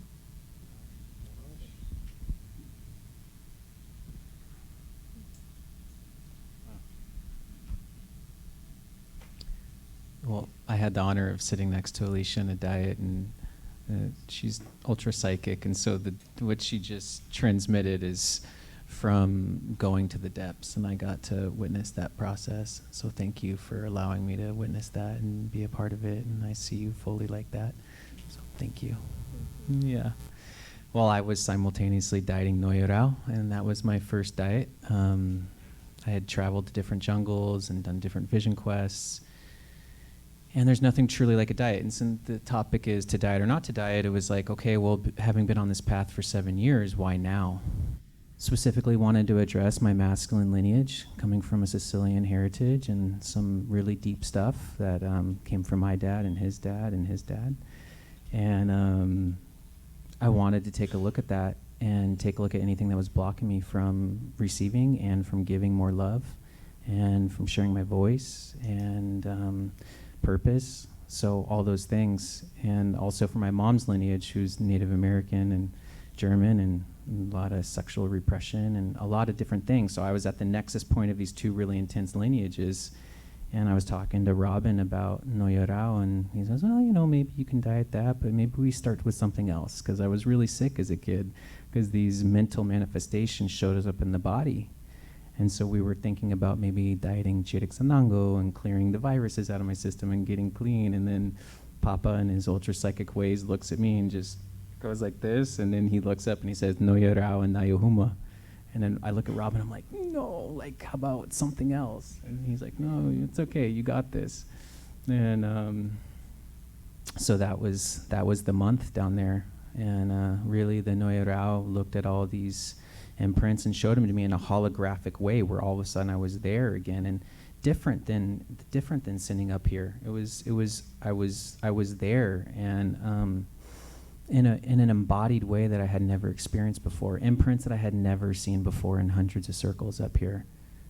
Stuff that was so running in the undercurrent of my subconsciousness that was creating my reality, that I was finally fully seeing. And I have a master's in neuropsychology, and so I'm really in the mind. And then I go down there, and it blew my mind. And I think that was part of it, is that healing and love. And this path doesn't happen in the mind; it happens embodied in the heart. And my mind was blown right away, right when I went down there. And he just looked into my field psychically and quantumly, and prescribed me these two plant teachers, these two master trees. And I could see him seeing my whole diet at once. And you know, then I was like, okay, if I'm going to be okay, I'm going to make it out here alive. That's all I need to know. It'd be nice if I don't get a parasite, and you know, whatever. And so then, you know, Robin was really great in guiding me. And you know, my first ceremony with Ayahuma, it took me straight back to the source of the masculine trauma and the imprint. And I really believed, because of all the medicine work I did, that I was working with like a toxic bloodline. And I was always thinking there was something wrong with me, and that I was the carrier of all this, you know, mafioso stuff. And it was right there, embodied the first night. And Robin's over my shoulder, blowing on smoke over me and clearing me. And it was super beautiful. And I had tears of joy, because to see the unseen finally allows us to heal it. And I think that's what you're saying. It's not going to always be pretty, and it's not going to always be light ships and light codes and butterflies and rainbows. And it wasn't for me, really, for 20 ceremonies down there. You know, so I had a couple of beautiful ones, for sure, but I didn't go down there for that. I went down there to be more of who I am, and clear the limiting beliefs that obstruct that from happening. And so, you know, like Alicia says, the mask's off, the armor's off, and that's spirituality, right? Your relationship with yourself, others, and all things. And so that's the path we're on, and that's what we're committed to. And after Vipassanas and other meditation retreats and ceremonies, it was time to go take a look at myself through this lineage and through that perspective. And so that's what I did, and that was really beautiful. And the Ayahuma was really beautiful, and obviously very challenging, like Robin said. And you know, it's going to amplify what's already there. It's not going to put anything into your field that isn't playing 24/7 anyway, so might as well take a look at it.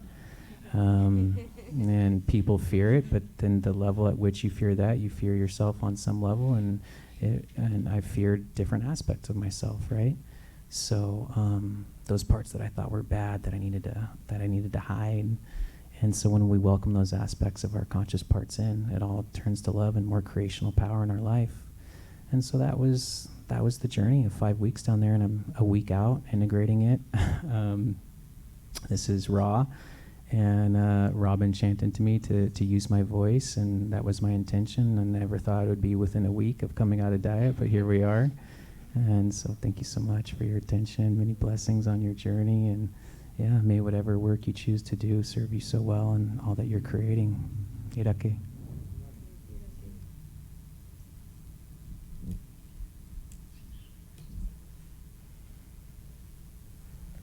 This is my very first dieta.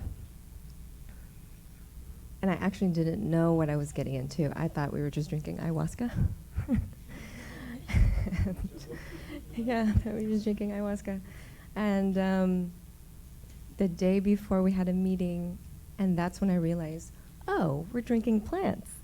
We're drinking trees and plants. And I had no idea what the protocol was. So I just went in and became a student. I've been drinking medicine for about 8 years, but in a very structured ayahuasca church called the Santo Daime. So I came from a lineage of knowing what's going to happen. And when you know how to ride a bike for so long, you know where it's going to, you know how it feels like. Even though it gets rough, you know that you're going to get through it on the other side. So I'm very thankful that I had the training from the Santo Daime, because if I were to just jump into this, the things that I experienced really shook me to my core. And so I went in and I dieted with Noirao, coming in with the intention of really finding the root of my fear. And the thing that was stopping me from really doing what I want to do in this lifetime, really implementing what I feel like Spirit is calling me to embody, like in my sacred purpose, was my mind. My mind was stopping me. I mean, I felt like at points in my spiritual path that I needed to go into one of those mental institutions. Like, I thought I was schizophrenic. And so I went in asking the Noirao, asking the plant medicine to teach me how to trust myself. I had a huge distrust of everything. I didn't trust people, I didn't trust the world, I didn't trust myself. And for years I've been hearing the call to be more seen, to help people with these gifts that I know that I have that are valuable. And when I was asked to be a leader in the Santo Daime, like lead the actual works in the Santo Daime, I was terrified. And so going into the dieta, it really showed me how much, one, I really wanted, how much I really want to step into and show up for myself. And two, how scared I was. So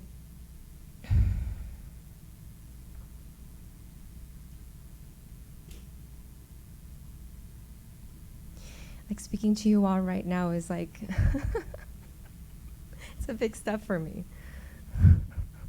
It's a huge step for me. Hayes back there, if you know Hayes back there, 4 years ago she told me, I see you as a coach. And I didn't even believe her. I couldn't even like think, I couldn't even imagine being at that level. And it took me 4 years of just constant spiritual work to get me here, with the invitation of Robin and Anthony to go into this diet. To shine this light that Robin said that when you drink Noirao, it's like going into a sewer, right? And shining a stadium light and really looking at the parts where you think aren't there but are there, and sit with it. And Noirao to me was actually like a coach. She really showed me how much I didn't have a backbone in my life. Like I didn't really have like a set schedule. I didn't have a discipline. I worked a lot. I made good money, but there was no like structure to my purpose. And she showed me that from day one. Like she actually told me, she instructed me that I needed to sit up all the ceremonies. And I'm really grateful for the Shipibo classes that you also taught. It really helped me connect with the Ikaros. It really helped me connect with the Ikaros because when you understand what they're actually saying, there's like another kind of connection that it's like when you're listening to a song in a different language and then listening to a song in the language that you understand, you just know, like it just hits you in your heart, hits you to your core. And so understanding that I really got to benefit from the technology.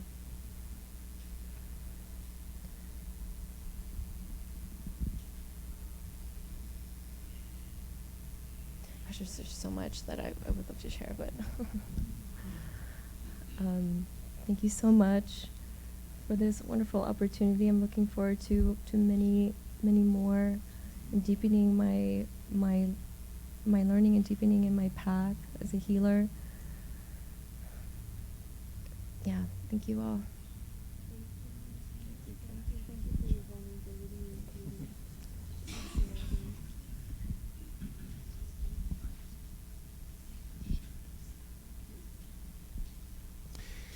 So, how you guys doing out there? Good? Yeah? Awesome. Thank you so much for hanging out. Really appreciate it. And we're going to have time for Q&A as well.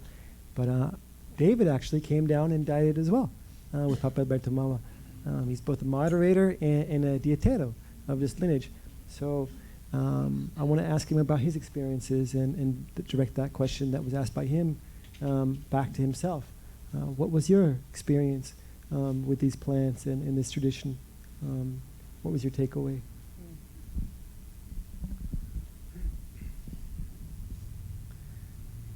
As I mentioned earlier,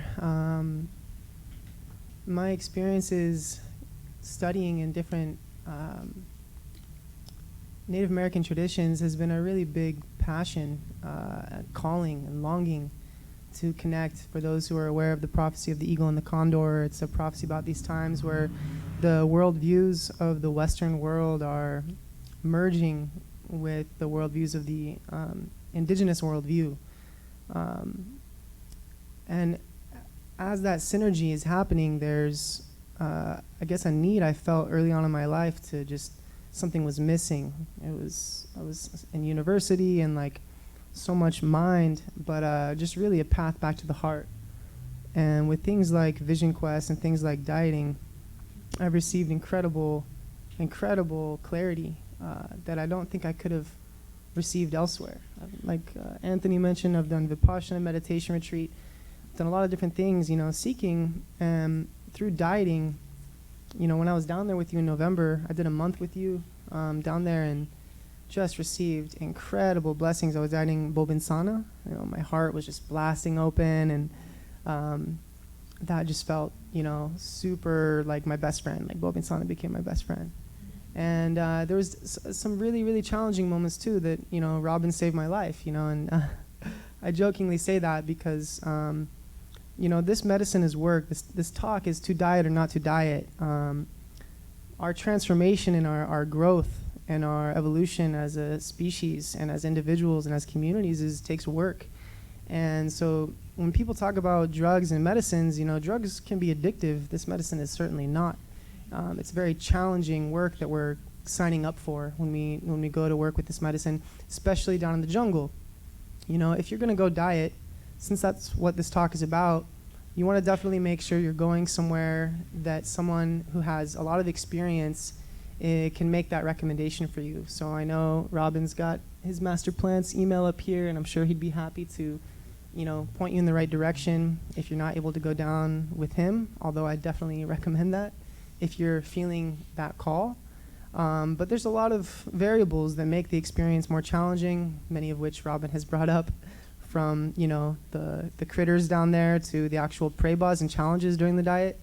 I had an experience where it felt too much, like my experiences felt too much, and I had to humble myself and ask Robin for some steadfast support, and that's why I say he saved my life. So he helped me, he midwifed me through moments of not knowing what was going to happen, and helped me land on the other side where powerful gifts came into my life, like clarity for this entire year. I was having all these questions and certain doubts about how to align and focus my service, how I'm cultivating myself and the work with this community. And just to keep it simple, I'll just share that the diet brought everything I could have asked for. All my prayers got answered. Every single one of them got answered. And you're entering into a constantly prayerful state, not just in ceremony, but the whole process is a prayer. So, and there's a lot of work involved. But, the blueprint I received for this year, I'm still putting into practice with great joy and, amazing clarity. I will say that it was challenging because I finished that month and then I had a week of integration before then going into another diet that was in a different tradition with some really good friends. And it was in a mestizo tradition, and I don't think I gave the plants that I had dieted enough space to land. And someone warned me about that there. They're like, oh, you need to wait at least a month if you're going to go work in another tradition. Although it was a plant that's familiar with the Shipibo tradition, another very amazing tree, which I had been having dreams about for years. So I felt really called to go, and I went, but my integration was incredibly challenging. Those months from December up until maybe a month ago, was a very challenging, many beautiful moments, but more challenging moments than maybe normal. And, having, experienced people that I can call upon for support, such as Robin and such as others as well, really, really helped me harvest the spiritual food from all of those experiences, which is exactly what it was. So I guess I'm just sharing that to say that my own pruebas, my own challenges were met with, I had to have patience for my process. And, where I find myself now is I can't wait to go back, but I'm not in a rush. I've slowed myself down, and I feel far more balanced and recalibrated on this path, because I'm definitely considering myself someone who's studying on this path. So for all of those, whether you've worked with these traditions or others related, if you are feeling the call to go down and diet, there's tremendous, tremendous gifts that can come to your life. Robin might want to speak a little bit about, before we open up to Q&A, the importance of people cleaning themselves off. If you make a commitment to take 2 weeks out of your year, every year, to go down and think of it as self-care. Think of it as something that we're not taught in our culture, but taking some time for yourself to detox from culture, to detox from technology, to be in isolation as much as you can. Vision Quest and silent meditation retreats, these are all working towards the same thing, but there's something about the allies of the plants that is very special. It's very ancient technology, something that is to be highly respected for the privilege of even having access to these things, given the effects of capitalism and the degree to which indigenous traditions such as the Shipibo have been affected all over the world. So that's another conversation, maybe for another time. It's also a good conversation that we will have at some point, I'm sure. But I'm just going to pass this off to Robin if you want to share anything else. Sure. Yeah, thank you, David. I just want to, before I start that, I just want to give thanks for my teachers. Yeah, I didn't say that at the end of my talk, and I just want to take a moment here to acknowledge my teachers and all of the trust and the love and the care that they've poured into me. Because really, the way I see myself is a kibi. This is a Shipibo word that my friends here in the audience recently taught me. Kibi means bridge in Shipibo. You know, that's what I feel we are as Westerners who have the privilege to study with such incredible lineage holders like these Shipibo maestros down there, and being good stewards, being good bridge keepers between the tradition down there and us here in the West. As far as and also to pick up on a point that you mentioned, David, you know, if anyone interested going down there, it's really important you do your homework. Yeah, it's really, really important that you really hear from friends and get testimonials about the person that you're going to go diet with. That's really, really important, you know, so that you've done your homework and you're like, okay, you've heard from 3 or 4 people that you perhaps talked to personally or have had conversations with online, that's a really safe place to go. That's a crucial part of this work because unfortunately there's a lot of exploitation happening now with ayahuasca tourism in Peru. And it's understandable, you know, what someone can work a weekend working in Peru and what they can make in a weekend versus what they can make in a month of working, you know. It's understandable why there is a degree of corruption that's come into this work as well. So do your homework before you go down, really, really important. But when you go down, the opportunity to really clean yourself, the main emphasis that I've experienced with this work is that you get thoroughly cleaned out. It's like taking yourself through a spiritual car wash. Yeah, when you go down to do a diet, not only does the medicine clean you out, in part because it's fermented and sits in a room all day. So there's that effect. It's like they jokingly call it Coca-Cola. When they open the bottle, it goes, and your heart sinks every time that happens. Especially if you, which sometimes happens to you if you have parasites. The parasites don't like the Coca-Cola medicine. It hits your stomach and wants to come back up right away.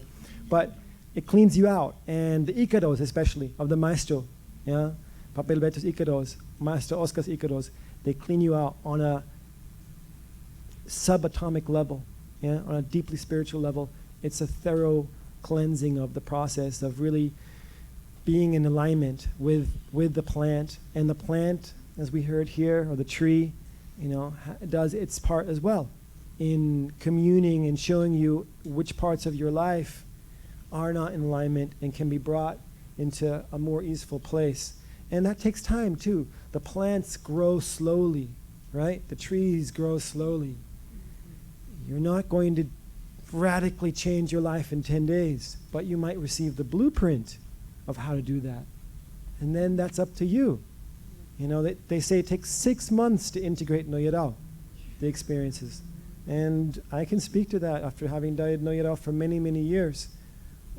Those seeds that are planted during your diet, even if it's only 10 days, grow, and you can watch them grow, and you can nurture them when you're back here.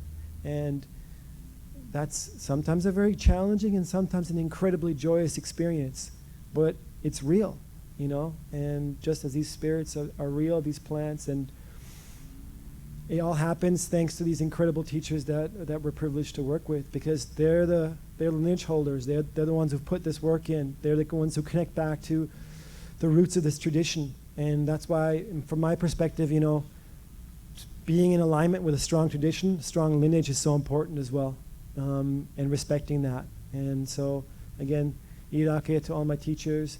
And I want to open up a Q&A. David probably has a more... oh yeah, I'm just gonna carry. I'm gonna open the Q&A for people out here. I think we have 2 mics. Mine is more of like a geography question, like physical geography. When is the wet season? Yeah, that's a great question. So, or the way to answer that: when is the best time to go to the jungle? Yeah, when is the most comfortable time to go? So the most comfortable time from our perspective, seeking comfort in dry land, is October through December. The rain season, the wet season starts the beginning of January, and it goes through all the way through to April. Starts tapering off in April. Depending on what time of year, they say every 8 years is a big flood push, like there was this last year when we were just now when we were down there. But by May, it's usually dry. And then it starts getting progressively hotter. And then definitely don't recommend going in July or August. Super hot. 5 times hotter than any hotness that you can imagine. Yeah? You just 5 showers a day hotness. Before we take the next question, there's also something that Robin touched on, but in that 3 or 4 month window of like the main rain, that's when, you know, all the wells flood. And long story short, the Shipibo there in Palyan, in this village, they don't have access to anything other than the river water, which is polluted from all the oil companies. Like back in the day, before Western, you know, whatever you want to call it, energy, colonialization, you know, these things weren't a problem, and they could, you know, safely drink from a flooded river and bathe and things like that. But that window of time is when they lose all access to any clean water, so they cook and clean and drink from polluted river water. So this solar-powered water project is going to make sure that the entire community has access to clean water, especially not just year-round, but especially for that 3 or 4 month window. I don't think that was necessarily clarified, so I just wanted to specify that. So they don't have running water at their houses, therefore you don't have flushing toilets. So everybody has an outhouse. So when that flooding happens, what is in that flood water is a real problem. And that is a huge part of what then contaminates their drinking water. It's a real serious situation. The people there are getting very sick. So it's sad to see. Yeah, that's why it's a fundraiser. Questions? Yeah. Iraka, what's up? What's up? Okay, so this is a question for Robin. And having been with the medicine for a good 7 years now and dieted for 3, my question is, I know that in New York and LA, there's a lot of people who do city diets, quote unquote, or like, you know, which is totally different than what I've learned. And I'd love for you to touch on your perspectives on that. I know it seems very convenient, you know, like I want to diet a plant, and like, okay, how do I do that? And even though I'm going to work in downtown and dealing with the mental illness of the homeless people that approach, you know, like how is that issue something that you can, if you could address that, I'd appreciate that. I think that's an important issue. Are you referring to, just to clarify, are you referring to people opening their diets in Peru and then working here and then returning to Peru? I know that, I guess I know of some people who would be able to handle that after having had a lot of diets under their belt and having those Arkanas in place to be able to travel from Peru through the customs and all the way to here, and then being in their daily routine here. But I don't know, I just keep hearing of people having diets that were opened here, and I just don't know how that would even, I just would like to know more about your perspective on that. It's a great question, and to be honest, I don't have any experience in that. Yeah, I can't really speak to that. I've heard of people doing that, and I respect them in their process, but all my dieting happens in Peru. Yeah, and the reason for that is I feel safest to do my deepest work and to be really vulnerable and to really connect with these plants and the power of these plants in the presence of my maestro. That's really why I feel I can really do my deepest work. And also the Arkana that I received, the protection spell, that spiritual wetsuit I was talking about, there's nothing like my teacher's wetsuits that he hands out. And I'll tell you what, those wetsuits, they're not like, you can't buy them at O'Neill, you know what I mean? They're you gotta work them, you gotta earn them. Yeah, totally. So I'm sorry, I can't really speak to that with a lot of experience, because it's simply out of my experiential field. Yeah. Sorry. So my question is kind of practical. I'm an apprentice with some other shamans who studied under Maestra Olivia. And so I'm just kind of learning my Icaros. And I know every tradition is different, but it was interesting how you had all of the Icaros like written out, and I wanted to know if in this lineage are you taught specific songs, like, or are they just channeled through in the moment? Yeah, that's a great question. So there are some centers. There's a center in Peru where some of us here have studied, not myself, but some people in the room, where they actually teach Icaros that have been received by the maestro, and then those are studied by the dieteros, by the students, and then memorized ultimately and sung. And the tradition that I study under with Papa Alberto, there's no help whatsoever at all. So this is the hands-off approach of the Mahua family, yeah? And when I got there, they're like, okay, here's your hut, and see you later, you know? So basically,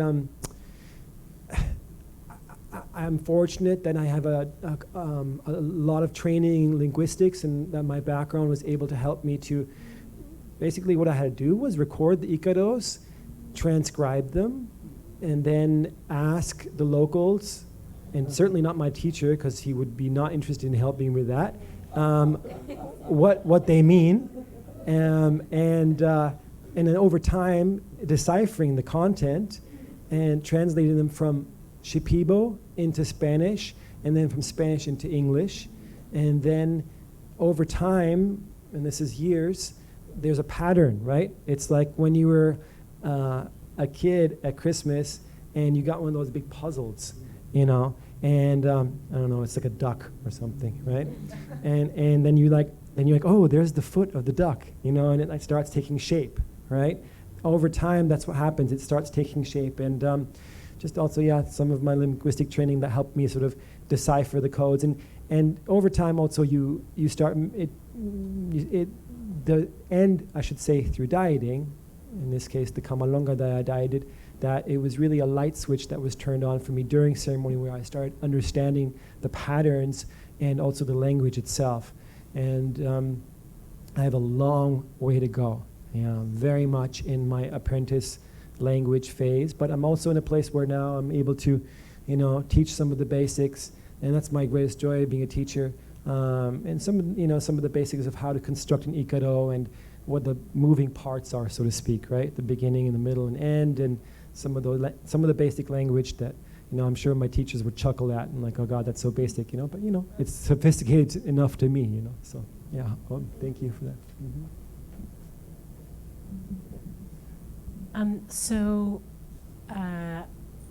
I guess I've been working with the medicine not very long, like maybe a year and a half, and I have heard something that I kind of assign as a spiritual shorthand, and they call it psychic surgery, right? And it feels like a very ethereal term for something that we sense when we're in a ceremony.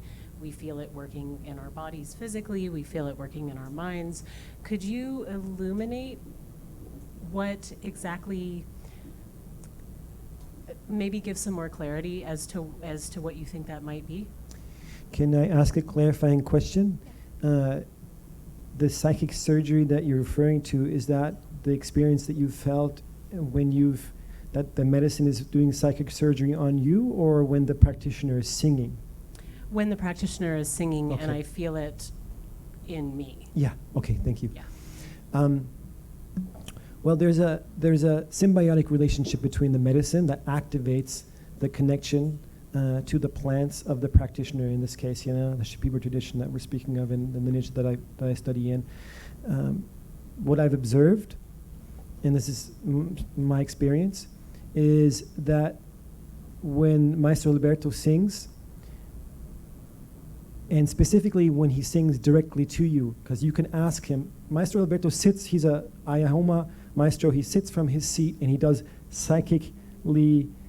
psychically connects with everyone in the room. He doesn't have to leave his seat, you know? And you can really feel when he's singing to you. But you can ask him as well, like, hey, you know, I'm struggling with this, can you sing to me in ceremony tonight?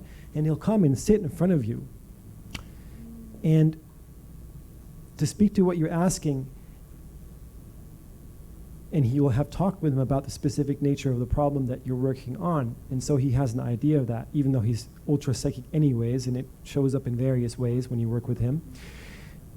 It really feels like he's digging into the very heart of the issue at hand, right? And sometimes it can feel so intense. It's like he's performing open heart surgery and you don't have an anesthesia.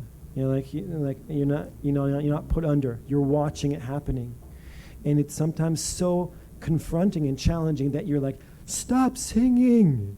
You know, it's so. The effect of the Ikaro and the power of his chant is so strong that it penetrates into the deepest layers, and so when the chant lands and after it lands and after it finishes, it really feels like. Yeah, there's a thorough cleaning. There's a revelation of the things at their root, at the tapon. It's in Shipibo, the root.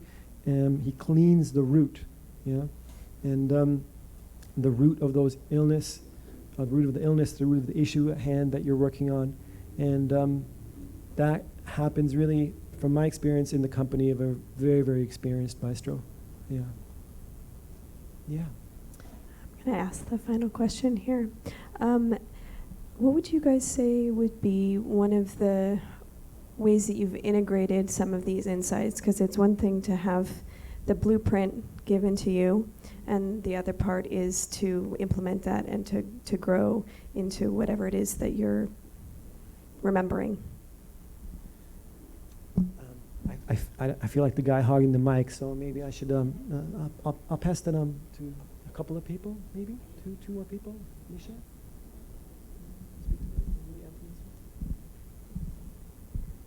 One of the most immediate things that comes up for me is my relationship. It's one of the most challenging things I could actually think of, to go through this process and be confronted with what comes up when you're in a long-term, incredibly, interwoven relationship. So it's really pressing up against a lot of, for me, I'll just speak personally, it presses up against a lot of my stuff. A lot of the things that, it's like looking at the ways that I want to blame someone or something, and my initial reaction may still be to do that habitual habit, but my ability to call myself out on it is becoming quicker.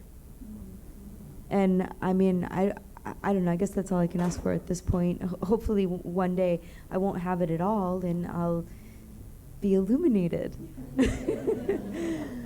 But until then, I think that that's the best way that I could put it into words, where you begin to see more and more layers of the patterns that show up in our life, in our relationships, the way you think about how somebody just turned in front of you and why they turned in front of you. You know, how it's like, God, that jerk, God, they just turned right in front of me. And how we personalize so many aspects of what we experience in the world, when for the most part it probably doesn't have anything to do with us. They probably didn't even think about us for a second. But I guess for us that is the thing. And so what is that? Okay, so now, okay, what is that? You know, and so there's just, so many layers there, but there's a deeper and deeper sense of personal responsibility that that comes from sitting and facing yourself and doing this kind of work repeatedly over and over, which I'm sure most of you guys have experienced in one way or another. What I can say about the plants specifically is each gift has an initiation, and you don't get the gift without the initiation.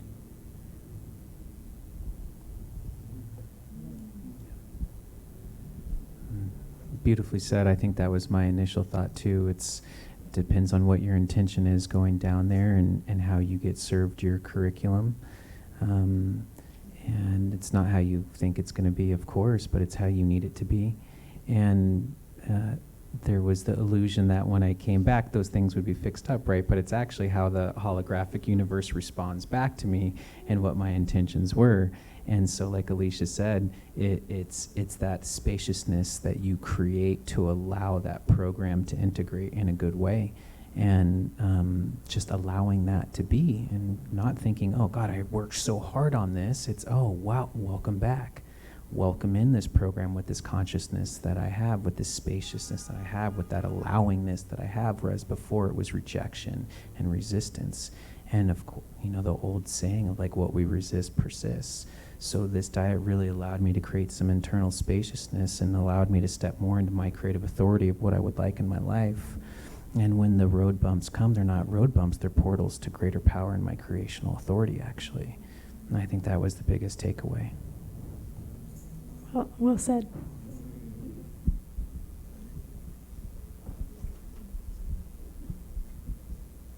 So, my friends and family, community, that brings us to a close for this evening. Just want to say thank you again, and Iraku Watsa, to Robin York, Onanshawe Huni, and to Alicia, and to Aware Project, and Ashley Booth for helping us put this together. And we have a couple more thank yous as well to the Warmy Tea. Yeah, thank you to Warmy Guayusa for sponsoring our event with the Tea Lounge. For sure. Yeah, Guayusa is an amazing tea from Ecuador. We serve it as a part of our Tea Lounge for every event here. Her company is supporting traditional farmers in Ecuador to have access.